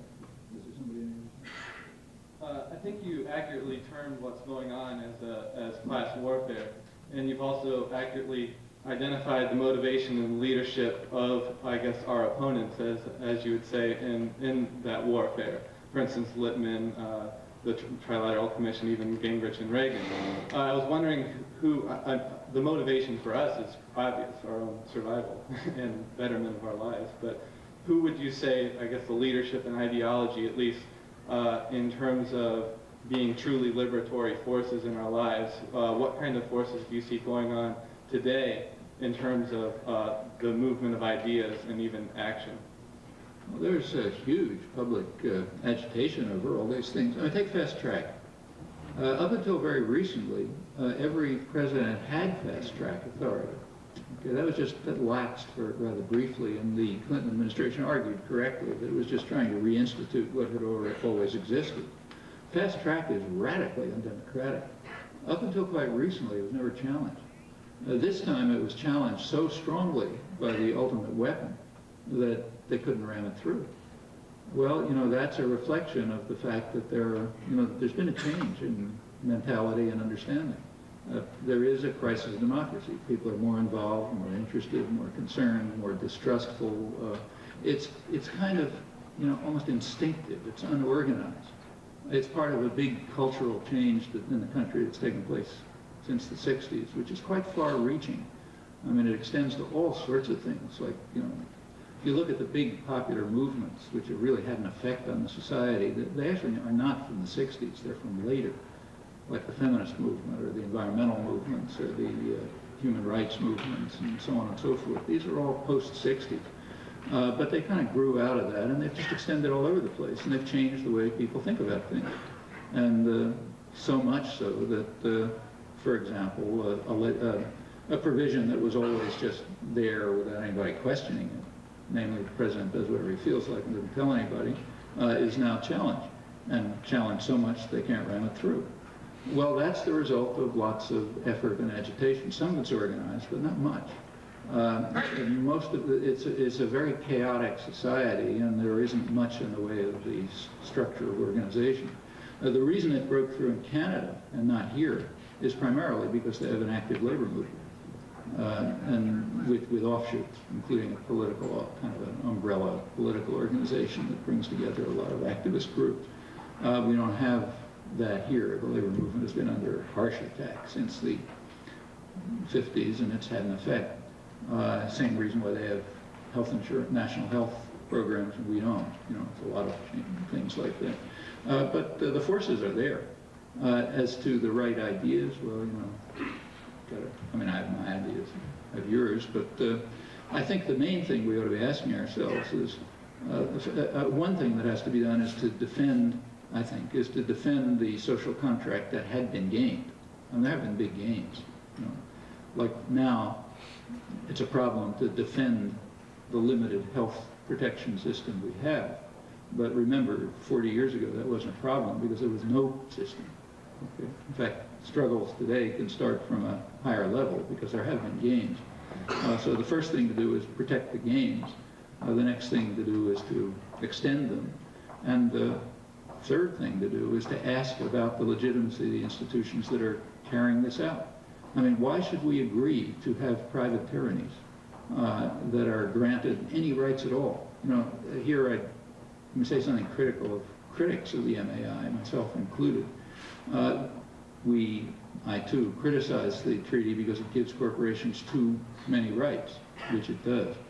But in the case of say kings or slave owners or party dictatorships or whatever, the right, it's not correct. It's inappropriate to say that they're granted too many rights. The question is why they should have any rights. You can ask them to become more benevolent, but that's not the right. And sometimes, pleading with the king to become more benevolent works, but that's really not the basic question.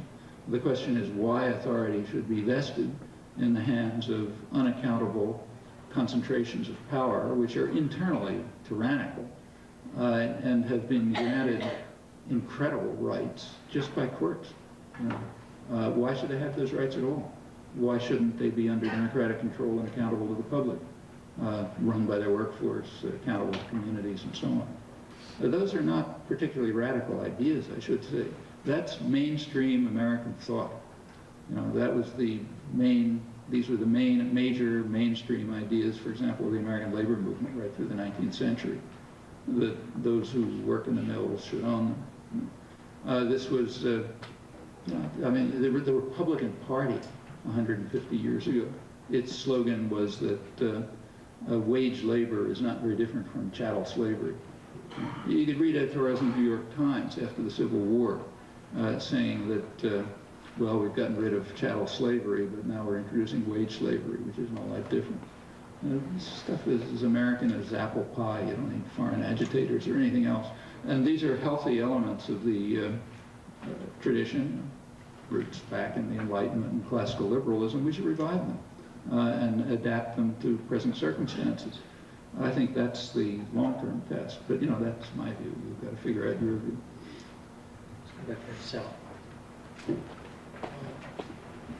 Professor Noam Chomksy. My name is Suleiman Burada. I'm originally from Lebanon. I'm now an Arab American and an internationalist, a democratic socialist by conviction.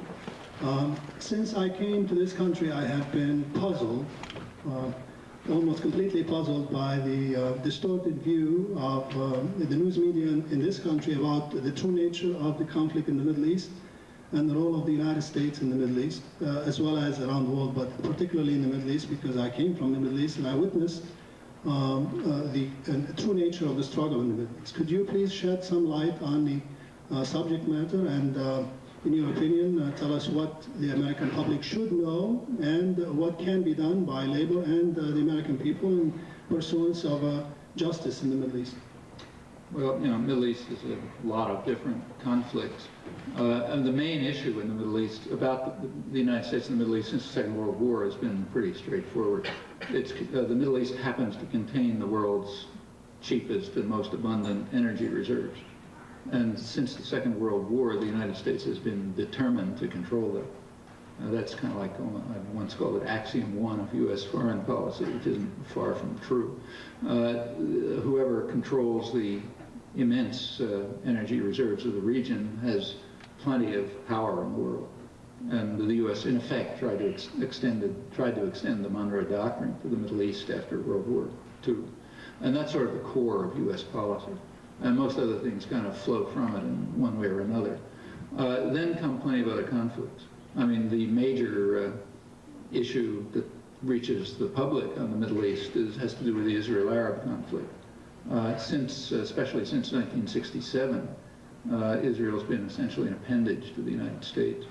It's what the Nixon administration called one of the cops on the beat that helps control the population of the region and make sure they don't do anything funny. Other cops on the beat at the time were Iran under the Shah, Turkey, Pakistan, mainly non-Arab countries. The idea is that they are better at suppressing and killing Arabs.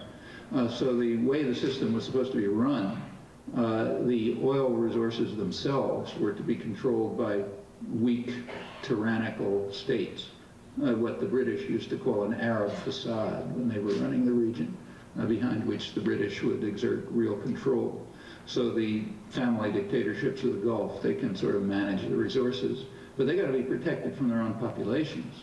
I mean, the people of the Middle East have funny ideas too. A lot of them don't understand why all the resources and wealth of that region should flow to wealthy Westerners, and not to them, And you have to have forces around that beat those funny ideas out of their head. Like maybe they'll have democracy openings and things. And that's what the local cops on the beat are for. And they were always in alliance, like there was an close alliance between Saudi Arabia, Israel, and Iran during the period of the Shah, with the U.S. in the background. A lot of active local politics there kind of reflects this structure. So take this thing called the peace process in the Middle East. I mean, it's a kind of a peace process, but when South Africa imposed the Bantustan program in the early 60s, that was a peace process too. They set up black states run by black people, called Transkei and so on and so forth.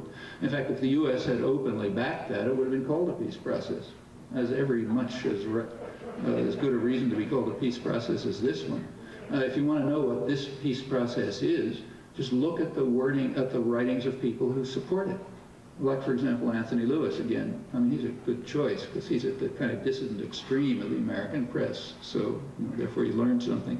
He had an article about a week ago, which was the standard article denouncing the Netanyahu government in Israel for undermining the peace process and talking about I forget his exact words, but the stunning honesty of the old soldier Rabin, who recognized that the solution to the problem is to grant the Palestinians, here I'm virtually this close to a quote, a viable state, tiny, poor, controlled by Israel, but their own.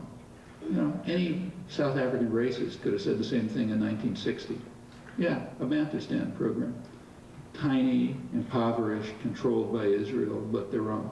That's an equitable solution between two national groups that claim the same territory.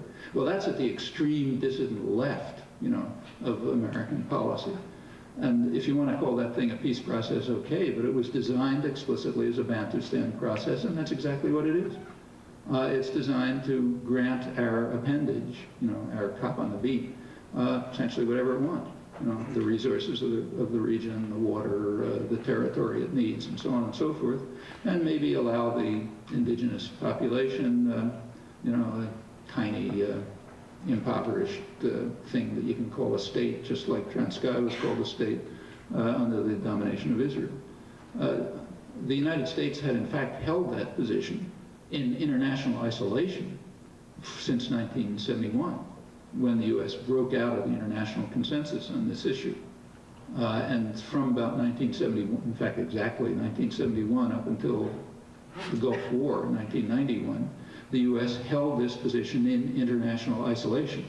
The U.S. was compelled to veto Security Council resolutions. It voted alone with Israel year after year. Sometimes they'd pick up, you know, Uzbekistan or somebody, essentially alone at the General Assembly against resolutions calling for a political settlement. This went on year after year after year. Almost none of it was reported in the press, but it was happening. And finally, with the Gulf War, the U.S. essentially, well, actually George Bush put it rather well. While the missiles and bombs were falling in Iraq, he said, he announced what he called his New World Order with a slogan, and the slogan is, "What we say goes." Okay, people got the message, you know.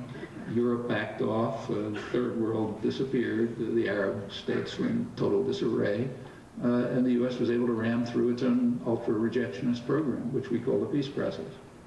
You can be for it or against it or whatever you like, but it would be nice to recognize what it is, to allow discussion of this issue. I don't think there is any doubt about what I just said. It's easy to document, and in fact has been documented, but try to find any reference to any discussion of it in mainstream discourse. Can't. Well, that's the, you know, this is the issue that is the focus of attention, but I think it's in the background of much broader issues.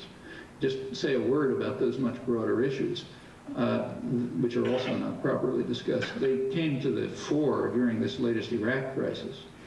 I mean, it was impossible to suppress the fact that the United States and its sort of British puppy dog were acting alone on this issue. Nobody was supporting them. You know, the U.S. and Britain were acting completely unilaterally. They could not get the support of the Security Council. The people of the region were strongly opposed. The only state in the region that was willing to give even tepid support to bombing Iraq, and it was pretty tepid, was Kuwait. The rest were strongly opposed.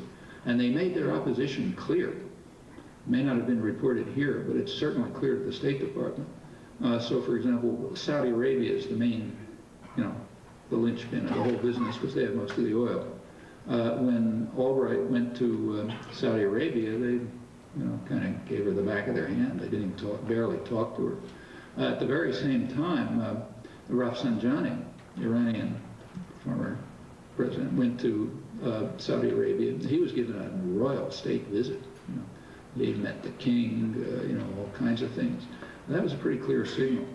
Iran and Saudi Arabia are technically at war. They've been enemies for a long time. But Saudi Arabia was informing the United States that there's a limit beyond which you're not going to be able to push us. And if worst comes to worst, we may accept Iranian initiatives to set up regional security arrangements from which you won't dominate. That's a serious problem, and it's going to get much more serious in the coming years. Nobody thinks about it much because there's sort of an ideology, you know, a religion, a dominant religion which says everything will be taken care of by the market, so autopilot, forget about everything. But of course that's total nonsense. One of the things that's not going to be taken care of by the market is the fact that oil is a finite resource.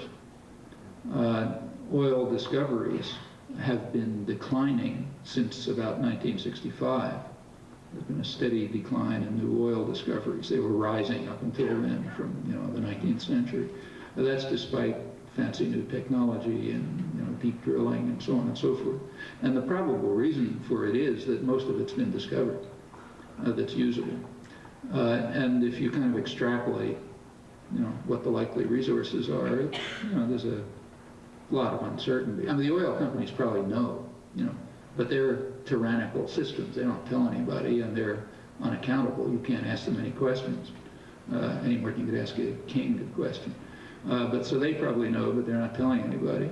But others who are trying to figure it out estimate that we may be coming to the point where, say, half the available oil has been used at an accelerating pace because it's being used much faster in the last, say, 20 years than ever before. The main resources that will be left will be in the Middle East. I mean, people talk about the Caspian Sea and this and that, but those are not, they're not comparable, as far as anyone knows, to Middle East oil.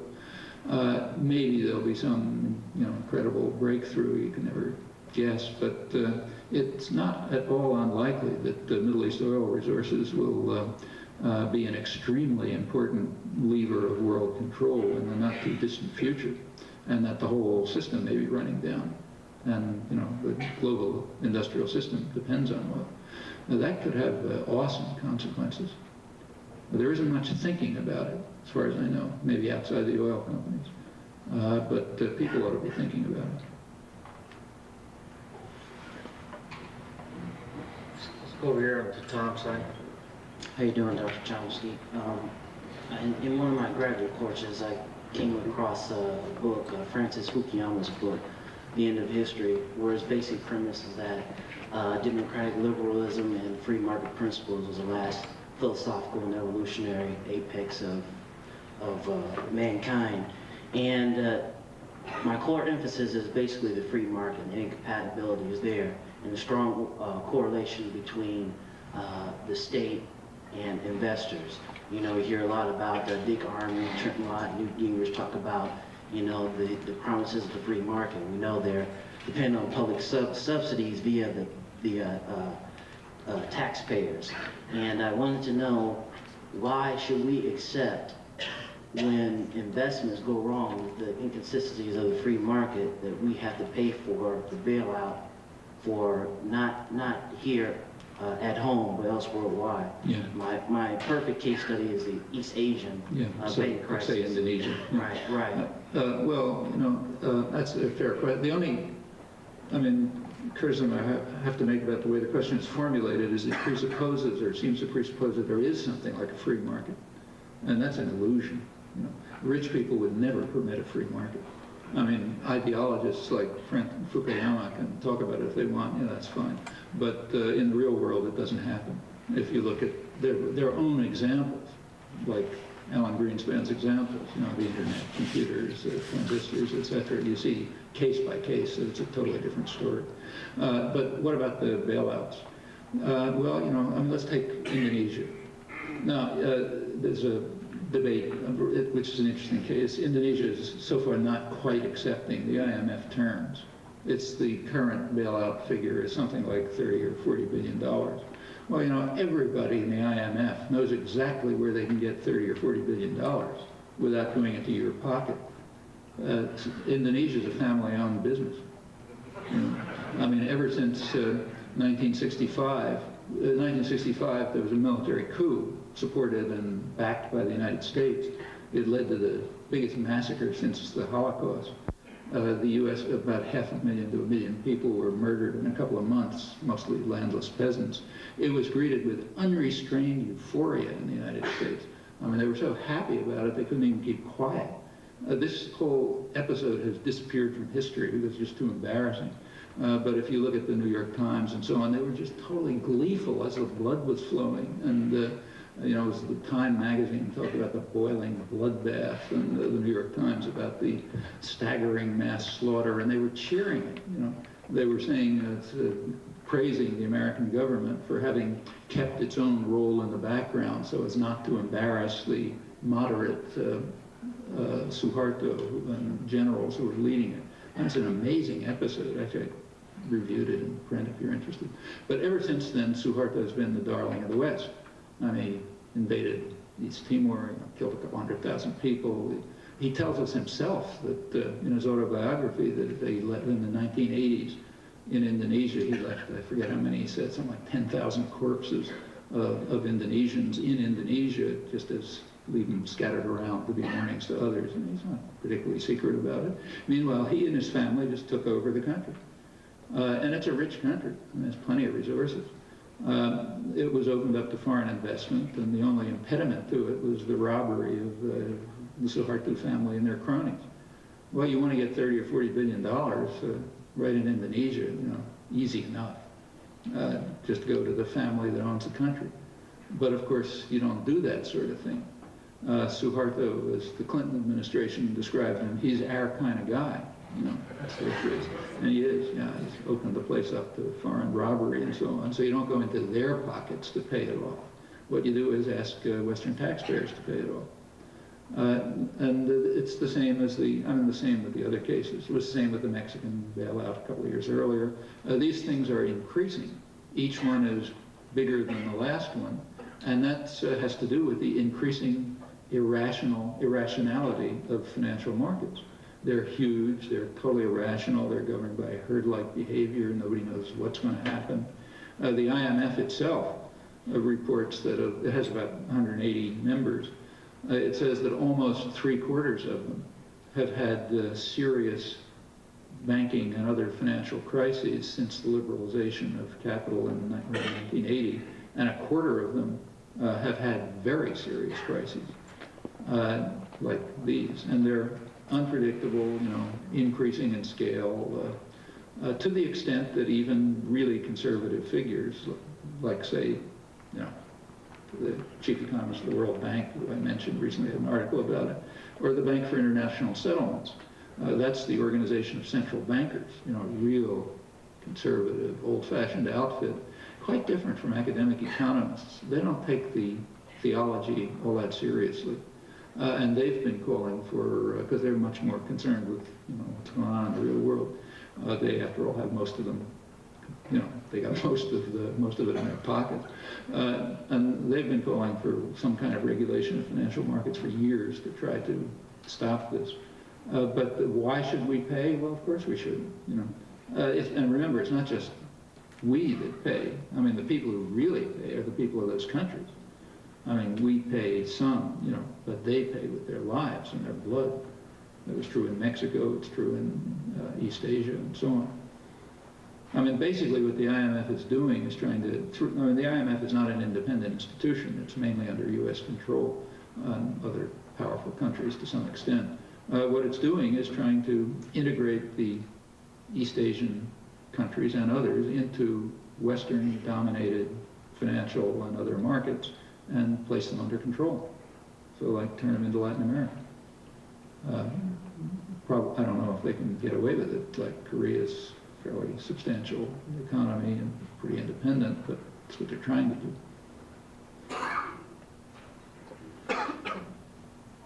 Let's go back here.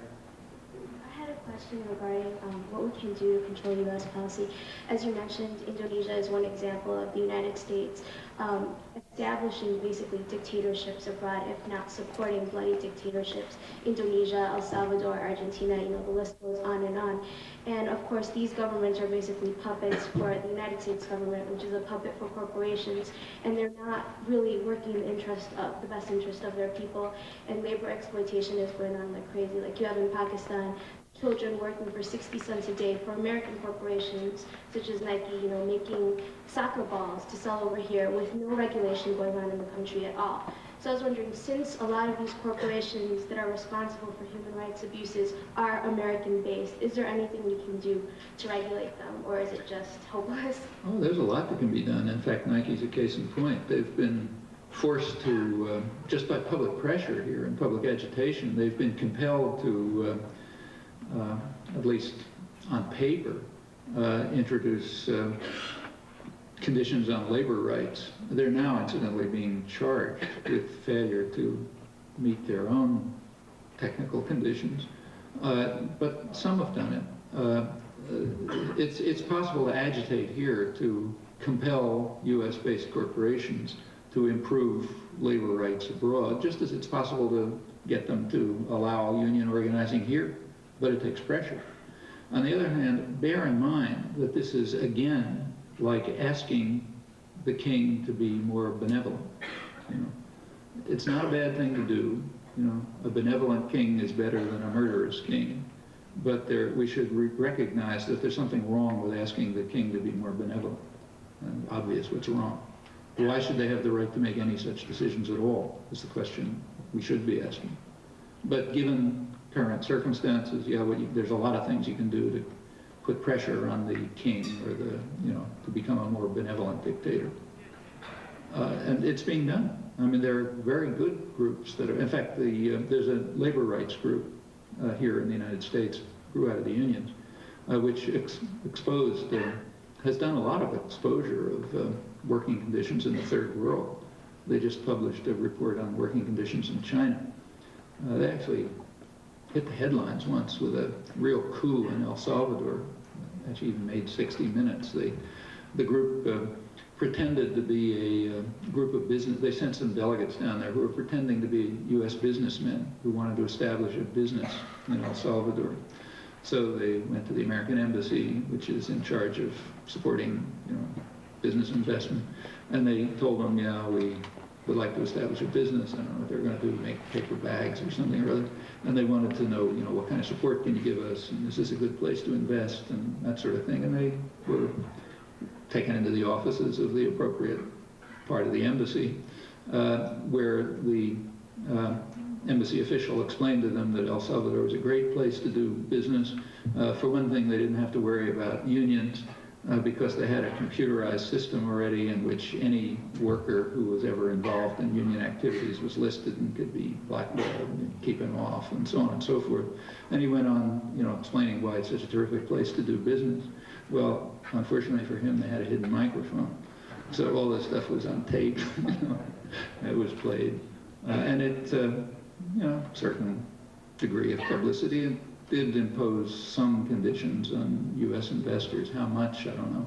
Same has been going on in Guatemala, shirt manufacturers and others, like in South Africa, it had some effect. The Sullivan Law, these things have some effect, and they're certainly worth doing, but they are not the core of the problem. They're always going to arise in some other form as long as you have unaccountable tyrannical systems that are making the decisions. Hey, Tom, back over here.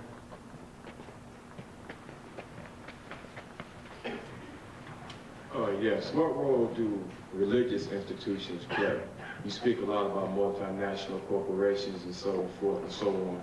I'd like to know through your research, what role do religious institutions play in the whole economic structure of the world? Different roles. There's no single answer. Take, say, the Catholic Church. The Vatican is now greatly praised as, for its efforts, which were real, in helping bring democracy to Eastern Europe. So the Pope is the man of the century and all this kind of thing. Well, all that's true. The Vatican played a constructive role in Eastern Europe, where the church was being suppressed and so on. In the very same years, this tells you something about ourselves, in the 1980s, the church in Central America was suffering far worse oppression than in Eastern Europe. In Poland, for example, one priest was killed by the police. The killers were immediately apprehended, jailed, long sentences and so on. In El Salvador, the Archbishop was murdered, the 6 leading Jesuit intellectuals were murdered, 4 American Catholic nuns and lay workers were murdered, hundreds of priests and nuns were, it was just a massacre. And that was a small part of the massacre. The real victims were peasants and union leaders and so on. What was the Vatican doing about that? Well, it's not a pretty story, in fact. That massacre, the killers of the Archbishop and the Jesuit intellectuals and so on, they were armed and trained and run by the United States. Okay, so therefore that's not an issue, and in fact, ask yourself, do a poll among your friends and ask them how many people can mention the name of an Eastern European dissident, and how many can mention the name of the 6 Jesuit intellectuals who were murdered by U.S. trained forces leading dissidents in Central America. You'll get an interesting answer to that. Try to find their books in a library, try to find articles about them. try to find a discussion of the role that the Vatican played in not, putting guns in people's hands, but in giving substantial support to the suppression of these groups. Now, what about the church? Well, a lot of the popular movements in Central America, a big galvanizing element was in fact the church. A good part of it came out of liberation theology. Latin American bishops in the 1960s shifted the traditional mission of the church, which had been service to the rich. That's its traditional role. And it was shifted in bishops' meetings to what was called the preferential option for the poor. So priests and nuns would go out and try to organize base communities of peasants where they'd read the Gospels and interpret them as modes of liberation and set up peasant associations and so on. The U.S. didn't waste much time. It reacted with mass murder. The Reagan administration carried out major atrocities in Central America. A couple 100,000 people were slaughtered. 3 countries were devastated. The church was one of the main victims.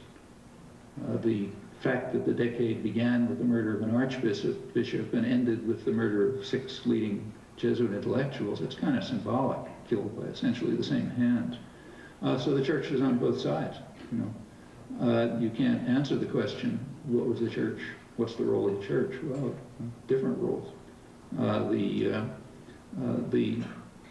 elements of the church in Central and all of Latin America played an extremely courageous and honorable role, and many of them paid for it with their lives, at our hands, I should say.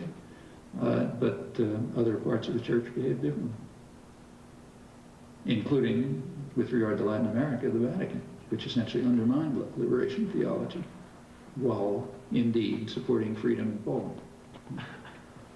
Let's come back here to Sally. Do you see any parallels between NAFTA and other free trade agreements in Latin America, like CARICOM and Mercosur and Well, Mercosur is a internal Latin, it's the southern cone. Southern countries of Latin America formed their own regional alliance. The United States is not very happy about that.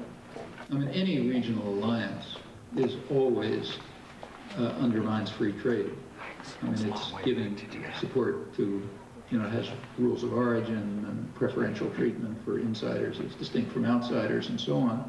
And the United States would undoubtedly like to extend, NAFTA-style agreements to undermine things like Mercosur, which is to some extent a competing alliance. Does not want to have an independent South America. The United States does not have a free hand in South America. I mean, Europe is interested, Japan is interested, there's plenty of other investment. And there's a conflict as to, and they've got, their own interests. So it's complex. We have time for one more question, and let's go back here. I've been interested by what you've been talking about not sort of appealing to kings to be more benign. And I wonder if you could talk a little bit about what are some concrete steps we could take to take the more systemic approach that you obviously favor, and certainly I would favor as well. What can we do to get at the core of it, given how much the people of this country have bought into so many of the models which at best say we should appeal to the benevolence of the rulers? That's what organizing and activism is about, to try to get people to understand that their best interest does not lie in accepting theologies and doctrines and passivity and submission and subordination and so on. I mean, hierarchical, illegitimate societies have always existed, and they usually have public acquiescence. So like slaves weren't revolting all the time. I mean, there were slave revolts. But much of the time, slaves accepted their condition, and tried to improve their lives within that condition. Okay, people who didn't accept that led slave revolts.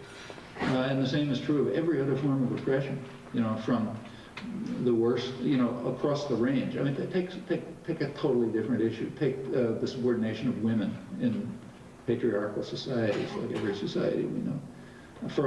Largely it persists because women accepted it. I mean, they may have accepted it out of fear, or maybe because they couldn't think of an alternative, but somehow or other they internalized it. they internalized the oppression. When they stopped internalizing it, yeah, you got a challenge to it. And that's exactly the role of people who want to think about illegitimate structures and get other people to think about them. It happens all the time. It's nothing, you know, it's not like something kind of from outer space. We've all seen it happen in our own recent lifetimes in many areas. And there's no reason that I can see why we shouldn't have the insight into reality that say, like where I live in eastern Massachusetts, which is kind of like the center of early industrial revolution. You go back to the mid-19th century, there was a very lively independent press run by artisans from Boston, or what were called factory girls, young women from the farms who went to work in the mills in Lowell and so on. They were saying that they didn't see any justification for they had fought for freedom in the Civil War, they thought, and they didn't want to be subjected to slavery, wage slavery after the Civil War. Those who worked in the mills ought to own them. They shouldn't live in a feudalistic system in which others control and dominate them. Can't we, I mean, those were the same genes as people today. You know? They could understand what was going on around them, and they opposed it, I think rightly. Turns out they were ultimately suppressed by force. You know, there's a lot of, as I mentioned, plenty of violence that suppressed the U.S. labor movement. But those are, I think, perfectly legitimate ideas which can be revived. You know, I don't even regard them as particularly radical. You know, they're kind of like commonsensical, which is why they keep cropping up all over the time, all the time. And it's exactly the. I mean, you know, anyone who's interested in these issues has precisely the task that's more or less implicit in your question. Get people to think about them, to decide whether they want to accept the subordination, whether they want to believe the doctrines, or whether they want to challenge them. And if they do, there are lots of ways to do it. I mean, we have options open to us that people don't have in other countries. I mean, when the landless workers movement in Brazil, say, you know, huge movement of people who, hundreds of thousands of people who are trying to get land, which is very highly concentrated, and they live in miserable conditions. When they try to take unused land, they're likely to get murdered. I mean, it happens all the time. We're not going to get murdered. We have a tremendous amount of privilege and freedom, which has been won. You know, it wasn't granted, it was won. But it's there, and it gives you opportunities that very few people in the world have. So there's a lot that you can do. Thank you, Professor Chomsky.